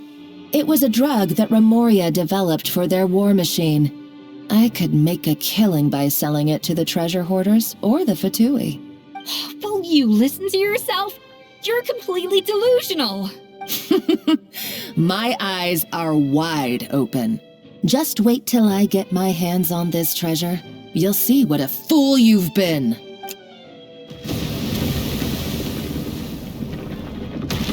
Wait, what's that sound? Just when I thought she couldn't get any crazier. She's lucky the whole place didn't collapse. Uh-oh, Savannah's gone too! Monica must have taken her. Oh, what a coward. She's only taken her hostage because she knows that she's no match for you. That's true. Even if she finds the treasure, she'll need Savannah alive if she wants to get out of here in one piece. Oh, well, our path's been blocked, so let's look for another route.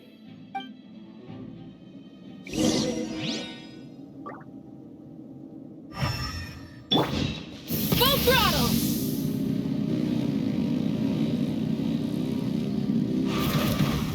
The water looks pretty deep here. Maybe it leads somewhere.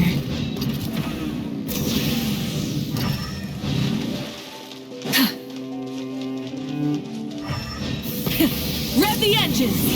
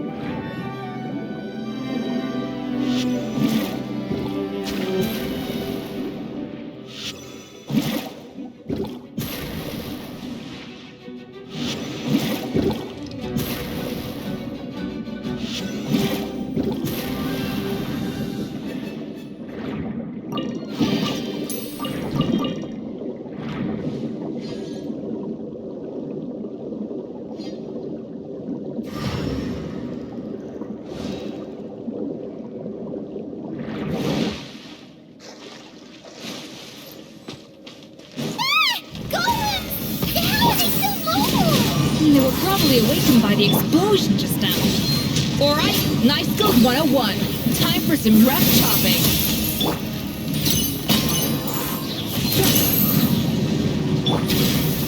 Hold the line!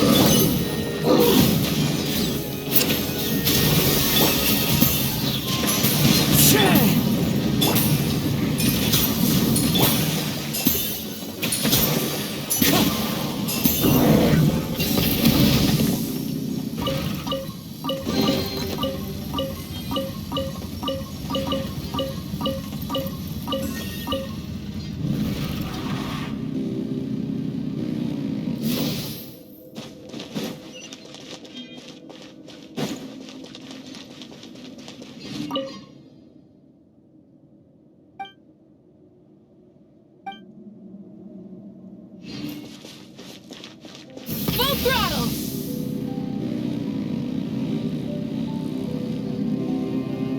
Another door? Guess we need to prepare another feast for our guests.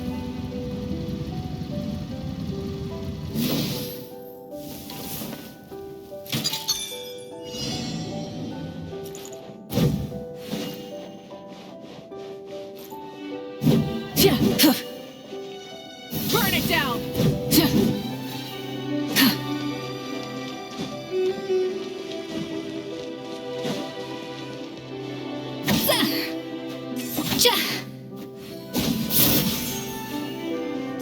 A little amuse-bouche! Yeah!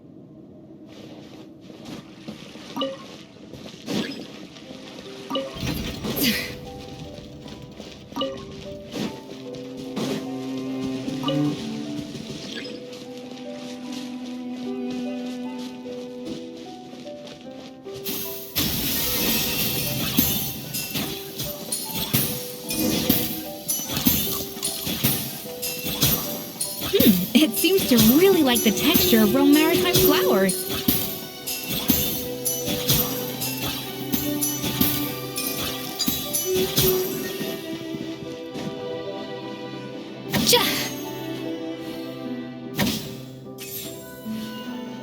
Off to the breather.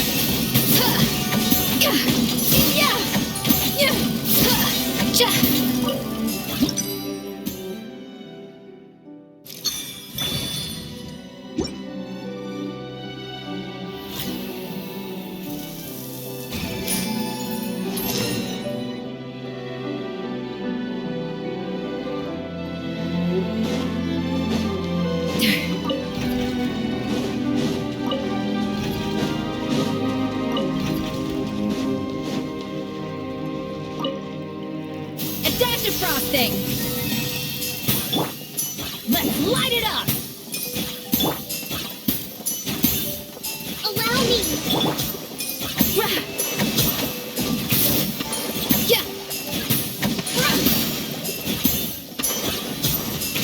No recipe, no.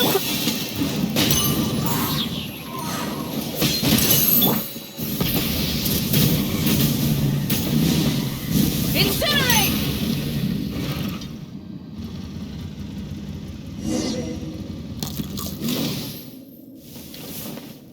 I never knew you could process Lumitwol like that. Alright, I've got to jot this down.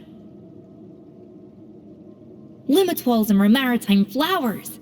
This could open the door to a whole new world. Yep, that's literally the plan. Wait, hold on. Which door are you talking about?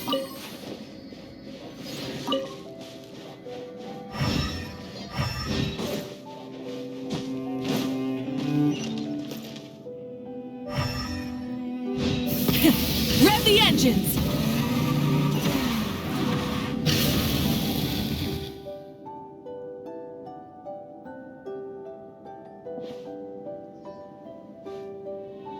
That's strange. These don't look Grimoirian to me. More like last century Fontaine. Adventurers from last century Fontaine, huh? Oh, Modeste and Savelli, do you think they camped here? By the looks of it, this was a one-person camp. They adventured together, but maybe one of them came back alone at a later date. Huh, you really think so? Trust our adventurers' instincts. We're pros at this stuff, just like you're a pro in the kitchen. Okay, well, the Traveler has more adventuring experience overall, but Paimon's definitely a pro-rummager from all those treasure chests. Darn it! Paimon was just about to show off her rummaging skills! Huh, no kidding. Are all adventurers so obsessed with journaling? I mean, I guess I take a lot of notes when I'm cooking as well, but I thought that was just me. Anyway, let's find out who was here. It's been years since I've last visited these ruins. It's exactly the way I remember it. This place probably hasn't changed in millennia. Sadly, up above, on dry land, everything has changed. The treasure of Remoria. That's what we used to call it. Modeste was right about its potential. It turned Gâteau de Bourg into a national sensation. Our limited stock of the substance meant that the gâteau could only be produced on a small scale. But this only drove up the popularity all the more. Modeste was right about that too. He predicted all of it. He was praised as a genius, while I, as the one person who'd ever disagreed with him, was labeled a talentless fool. Modeste tried his best to console me, but I knew better than anyone just how great the gulf was between us. Our conversations grew scarce, and we saw less and less of each other. I didn't fight it. He had new friends and a career of his own. Why invite further disdain by inserting myself where I did not belong? I told myself that maybe one day, when I finally created a masterpiece of my own, I'd be able to face him without shame. Or maybe one day, when I've put these feelings of self-loathing behind me, I'd be able to ask him with a smile on my face, how about we go on one more adventure, for old time's sake? Unfortunately, that day will never come. So it was Savelli. From the sounds of it, he came back after Modeste had already died. I always thought it was just a legend. But if it's true, then this must be the place where they found their secret ingredient, the birthplace of Gâteau de Bourg. In that case, what does that say about the death of Modeste? If it's all true, maybe Savelli really did have something to do with it. The taste of Gâteau de Bourg has changed. Modeste was convinced of this, even though everyone swore they couldn't tell. Being the perfectionist that he was, he refused to accept even the slightest flaw in his work. He stopped all sales of the product, locked himself away in the kitchen, and worked day and night, vowing to find out where he had gone wrong. But as he baked and taste tested over and over again, he found he only strayed further and further from the original taste. It was only when he was sipping on coffee one day and realized he could not taste the bitterness that the truth finally dawned on him. What had changed was not the gâteau, but his sense of taste. The treasure of Remoria stimulates the senses, taste included, and invigorates the spirit. In the short term, it offers people the ultimate gourmet experience, but in the long term, it dulls their senses entirely. In hindsight, it made perfect sense. After all, why would a culture that sought liberation from the constraints of their bodies care for the loss of their senses? But we realized it too late. We were just too late. Over the course of his many culinary experiments, Modeste exhausted the remaining supply of the treasure of Remoria. He consumed it all himself. The finest culinary talent of his generation now faced a future in which he would never be able to taste anything ever again. Finally, in despair, he took his own life. And because we had become estranged, I could not be there to stop him, to offer some words of comfort, or even to say goodbye. Yet despite everything, he sent me his final letter. The treasure of Remoria? Guess Monica was really onto something. It really was a kind of drug. So, Modeste chose to end his own life. Then, why all the rumors that Savelli murdered him? Also, neither the Codex nor any other contemporary records make any mention of the treasure of Remoria. It's almost as if someone deliberately erased it from history. Modeste told me everything in his final letter. His was a tale of how even a genius could fail, and how much more devastating it is when it happens. Did he hope I would gain some personal catharsis from knowing the truth? Or maybe he wished for me to warn the public about the dangers of Gâteau de Bourg, proving that I had been right all along. But if the public ever learned how Modeste's greatest triumph became his undoing, his fall from grace would be swift and merciless. 1 minute a genius, the next a joke. It would surely spell the end for his restaurant too. What would be his legacy then? How would future generations view everything we built together?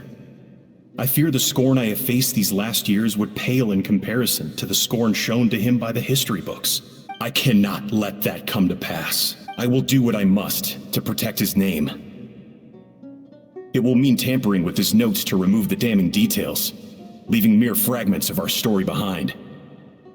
It may lead his family to suspect me of having a hand in his demise. But if that's the price of destroying all evidence of my crimes, then so be it. I would rather the world believe a tale of genius and jealousy than see his reputation in tatters. The final loose end is the evidence here, at the bottom of the sea. Huh? What's wrong? Didn't we say Savannah should be safe for now? So we thought, but if Monica finds out what happened to the treasure, there's no telling what she might do. A little amuse-bouche! Full throttle!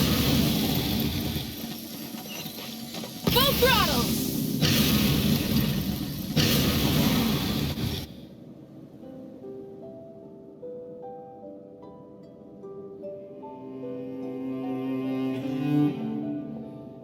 The treasure of Remoria. I have found you at last. Savelli, you tried your best to bury the truth, but you underestimated the children of Modeste. Some fragments of his diary escaped your clutches, and we have held on to them for generations. But I have to thank you too, Savannah.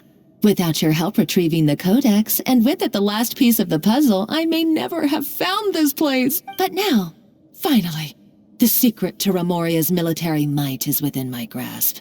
The treasure of Remoria is mine! Oh, it's empty. It's empty? Monica? Oh, we were seconds too late. Escoffier? What's the deal with that jar? Savelli's final act! He wanted to conceal the secret of the treasure forevermore and make sure it would never harm anyone again. So he came here after his friend's death and destroyed every last shred that remained.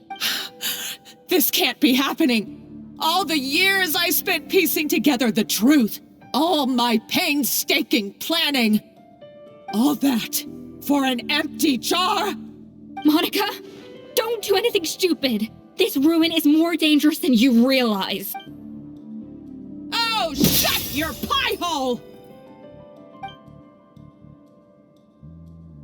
Praise be to Lord Remus. You barbarian shall be slain.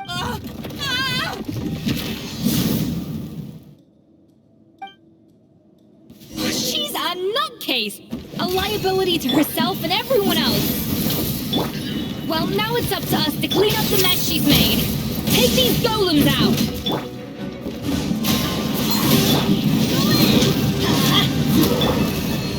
Bon appetit!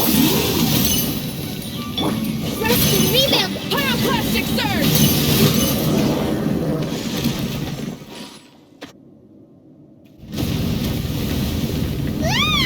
Why is this place still shaking?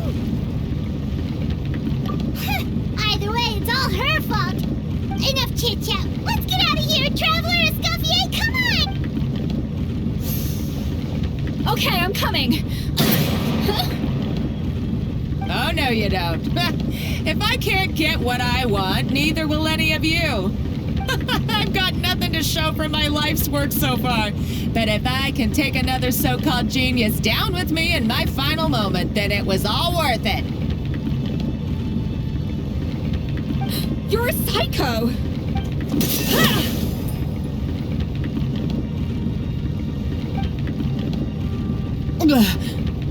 Savannah?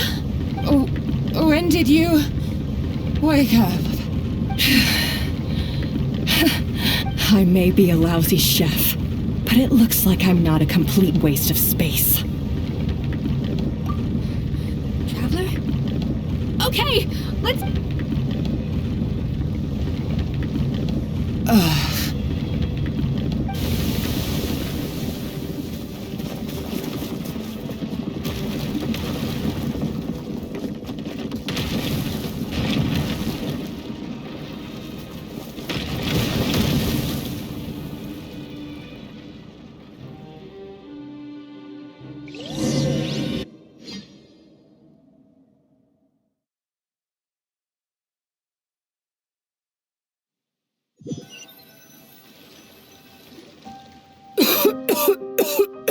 Escoffier!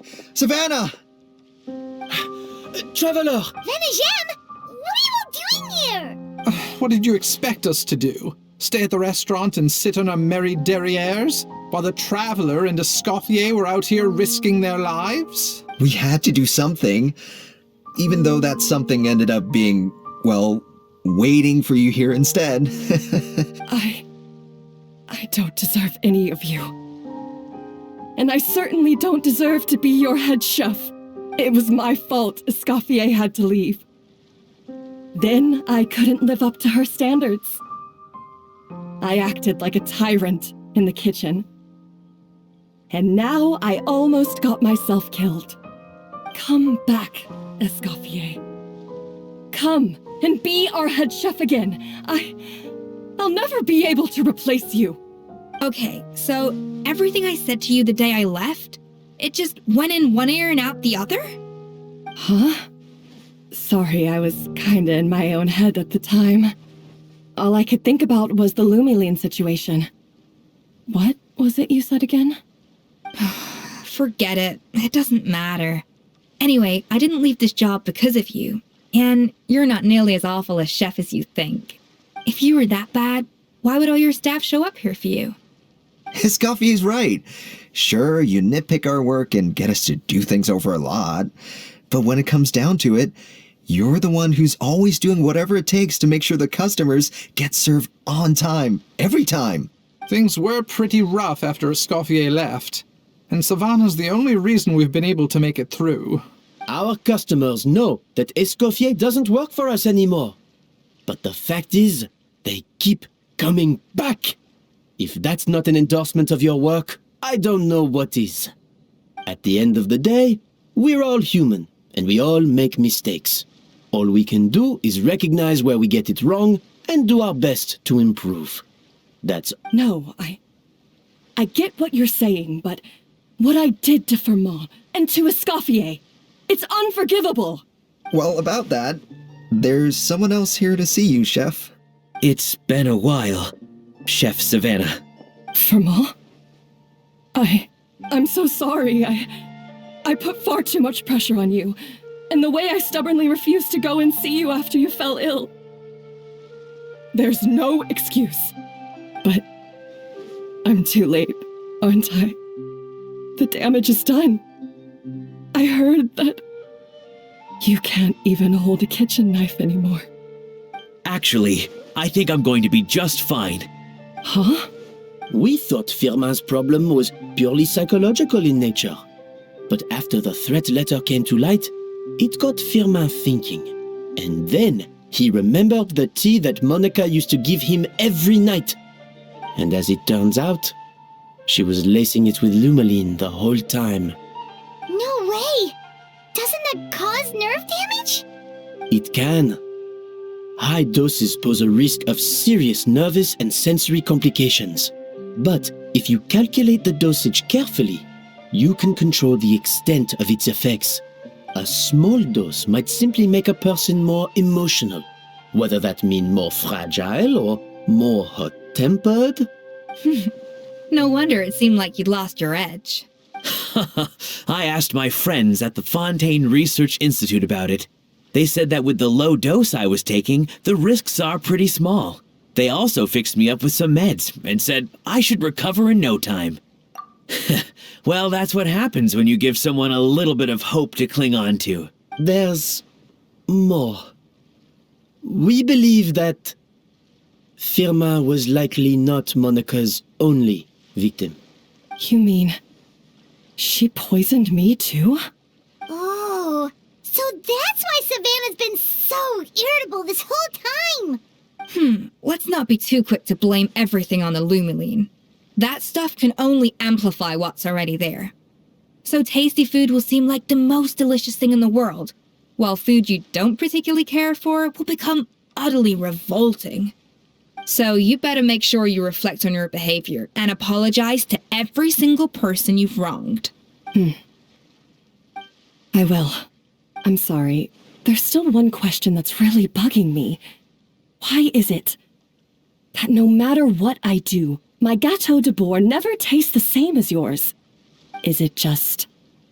I mean, is it because you're a genius and I'm not? It's because the heating element in your oven is broken, you silly goose. What? I felt like something was off during the cooking contest. Once I got around to checking all the equipment, I noticed it right away.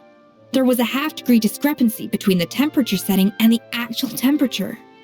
All the ovens in the whole kitchen had the same problem, which confused me at the time, but by this point, it's pretty obvious that Monica must have tampered with them. I would have figured it out the day of the bake-off, since the issue affected both our teams. But of course, Monica sabotaged mine so that could never happen. No.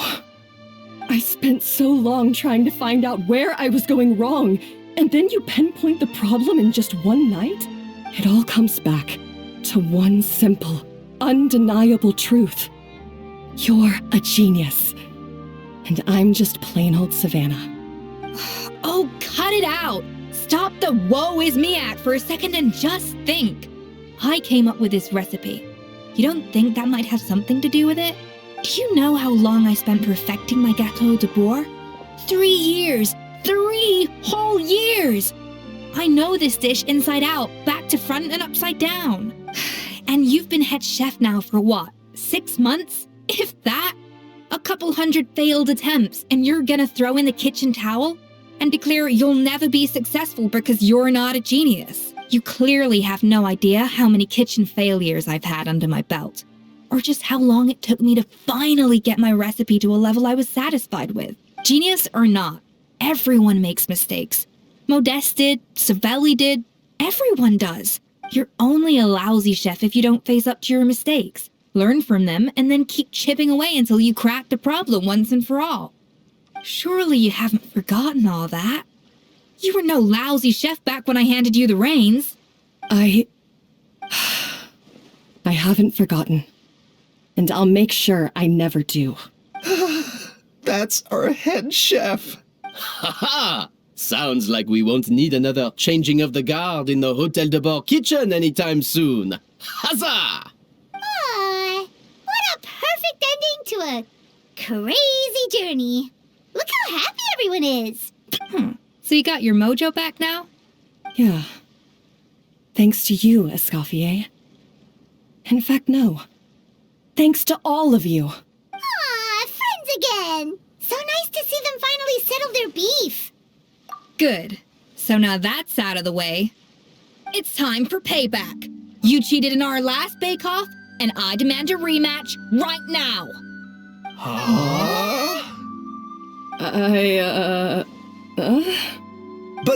But that was mostly Monica's fault, wasn't it? Right. And also, does it have to be right now? Savannah's only just got her mojo back, and you barely escaped from a death trap. No excuses. This is a cooking contest between 2 top chefs, and nothing will stand in its way. So grab your spatula and get ready, because this rematch is happening today, right now, this instant. Hey, so, this whole time you were salty about losing? The second cooking contest commences now! This time, no more games, and no holding back!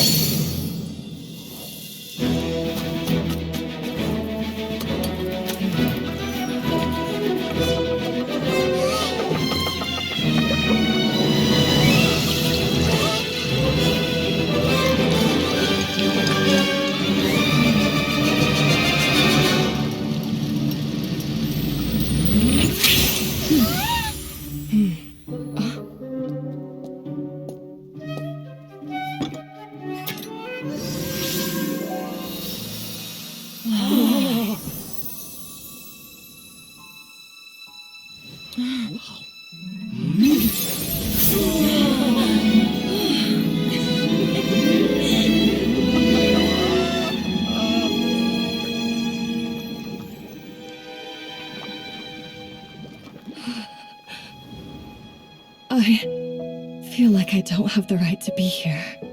Hey, What are you so afraid of? You can't unbake it now. And if you don't serve it, then good or bad, you'll never find out how to improve.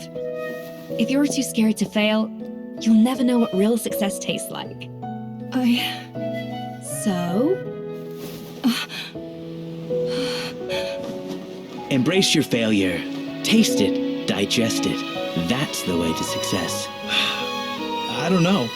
Sounds like it's easier said than done. I'll do it.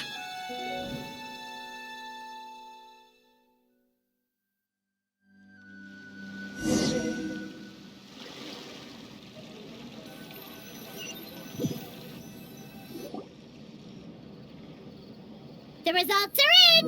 A landslide victory for Escoffier! Quite rightly, too. Piece of cake.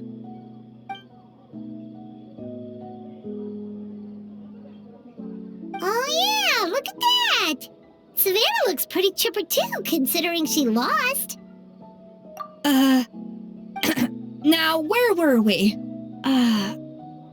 Yes. Do you have any more questions for me after everything that's happened? I thought Navia would have filled you in. And actually, I said all this to Savannah before I left. Although, as we saw, I don't think any of it sank in. I had 2 reasons for leaving. One was the food safety incident, of course, but the other was that the Hotel de Boer had reached a point where it didn't need me anymore. So I decided to step down and look for new opportunities to improve myself. Improve how? Well, a while back, I got to know a fellow chef from Liyue, and in her, I saw so many new possibilities. She has that same adventurous spirit that Modeste and Sibeli had in their youth. Slime mucus, lizard tails. With her, nothing's off the table.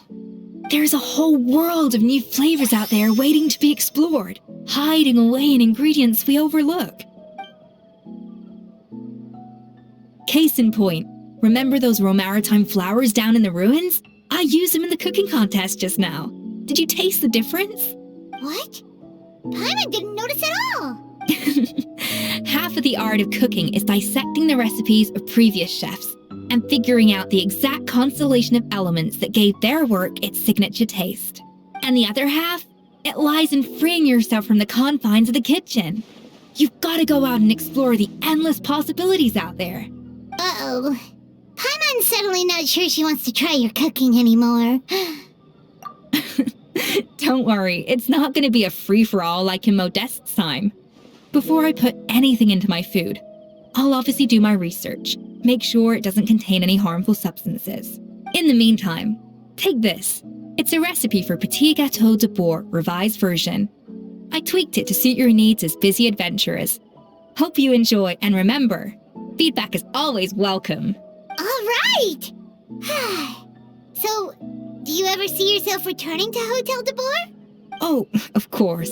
I've already promised Vanish M that I'll come back every once in a while to make sure the quality of the food remains at an acceptable level. You know, Paimon's still a little disappointed that we never got to see the treasure of Remoria. Surely Monica wouldn't have gotten drawn in so deeply if it wasn't for all the mystery surrounding the original Gâteau de Boer. She practically dedicated her life to finding the lost pieces of Modeste's diary. Then went to all that trouble to infiltrate the Hotel de Boer. And in the end, it was all for nothing. Since you mentioned the treasure, between Modeste's writings and what we saw in those ruins, I think I may have figured out the truth. The so-called treasure of Remoria was most likely a substance that the Remorians extracted from Lumitoiles. Huh? So then, why all the hype back in the early days of Gâteau de Boer? Don't forget, it was a very different era. We could barely even refine sugar back then, so desserts were very much in their infancy. In a world of bland food, it's no wonder that the first thing to really excite people's taste buds took the world by storm.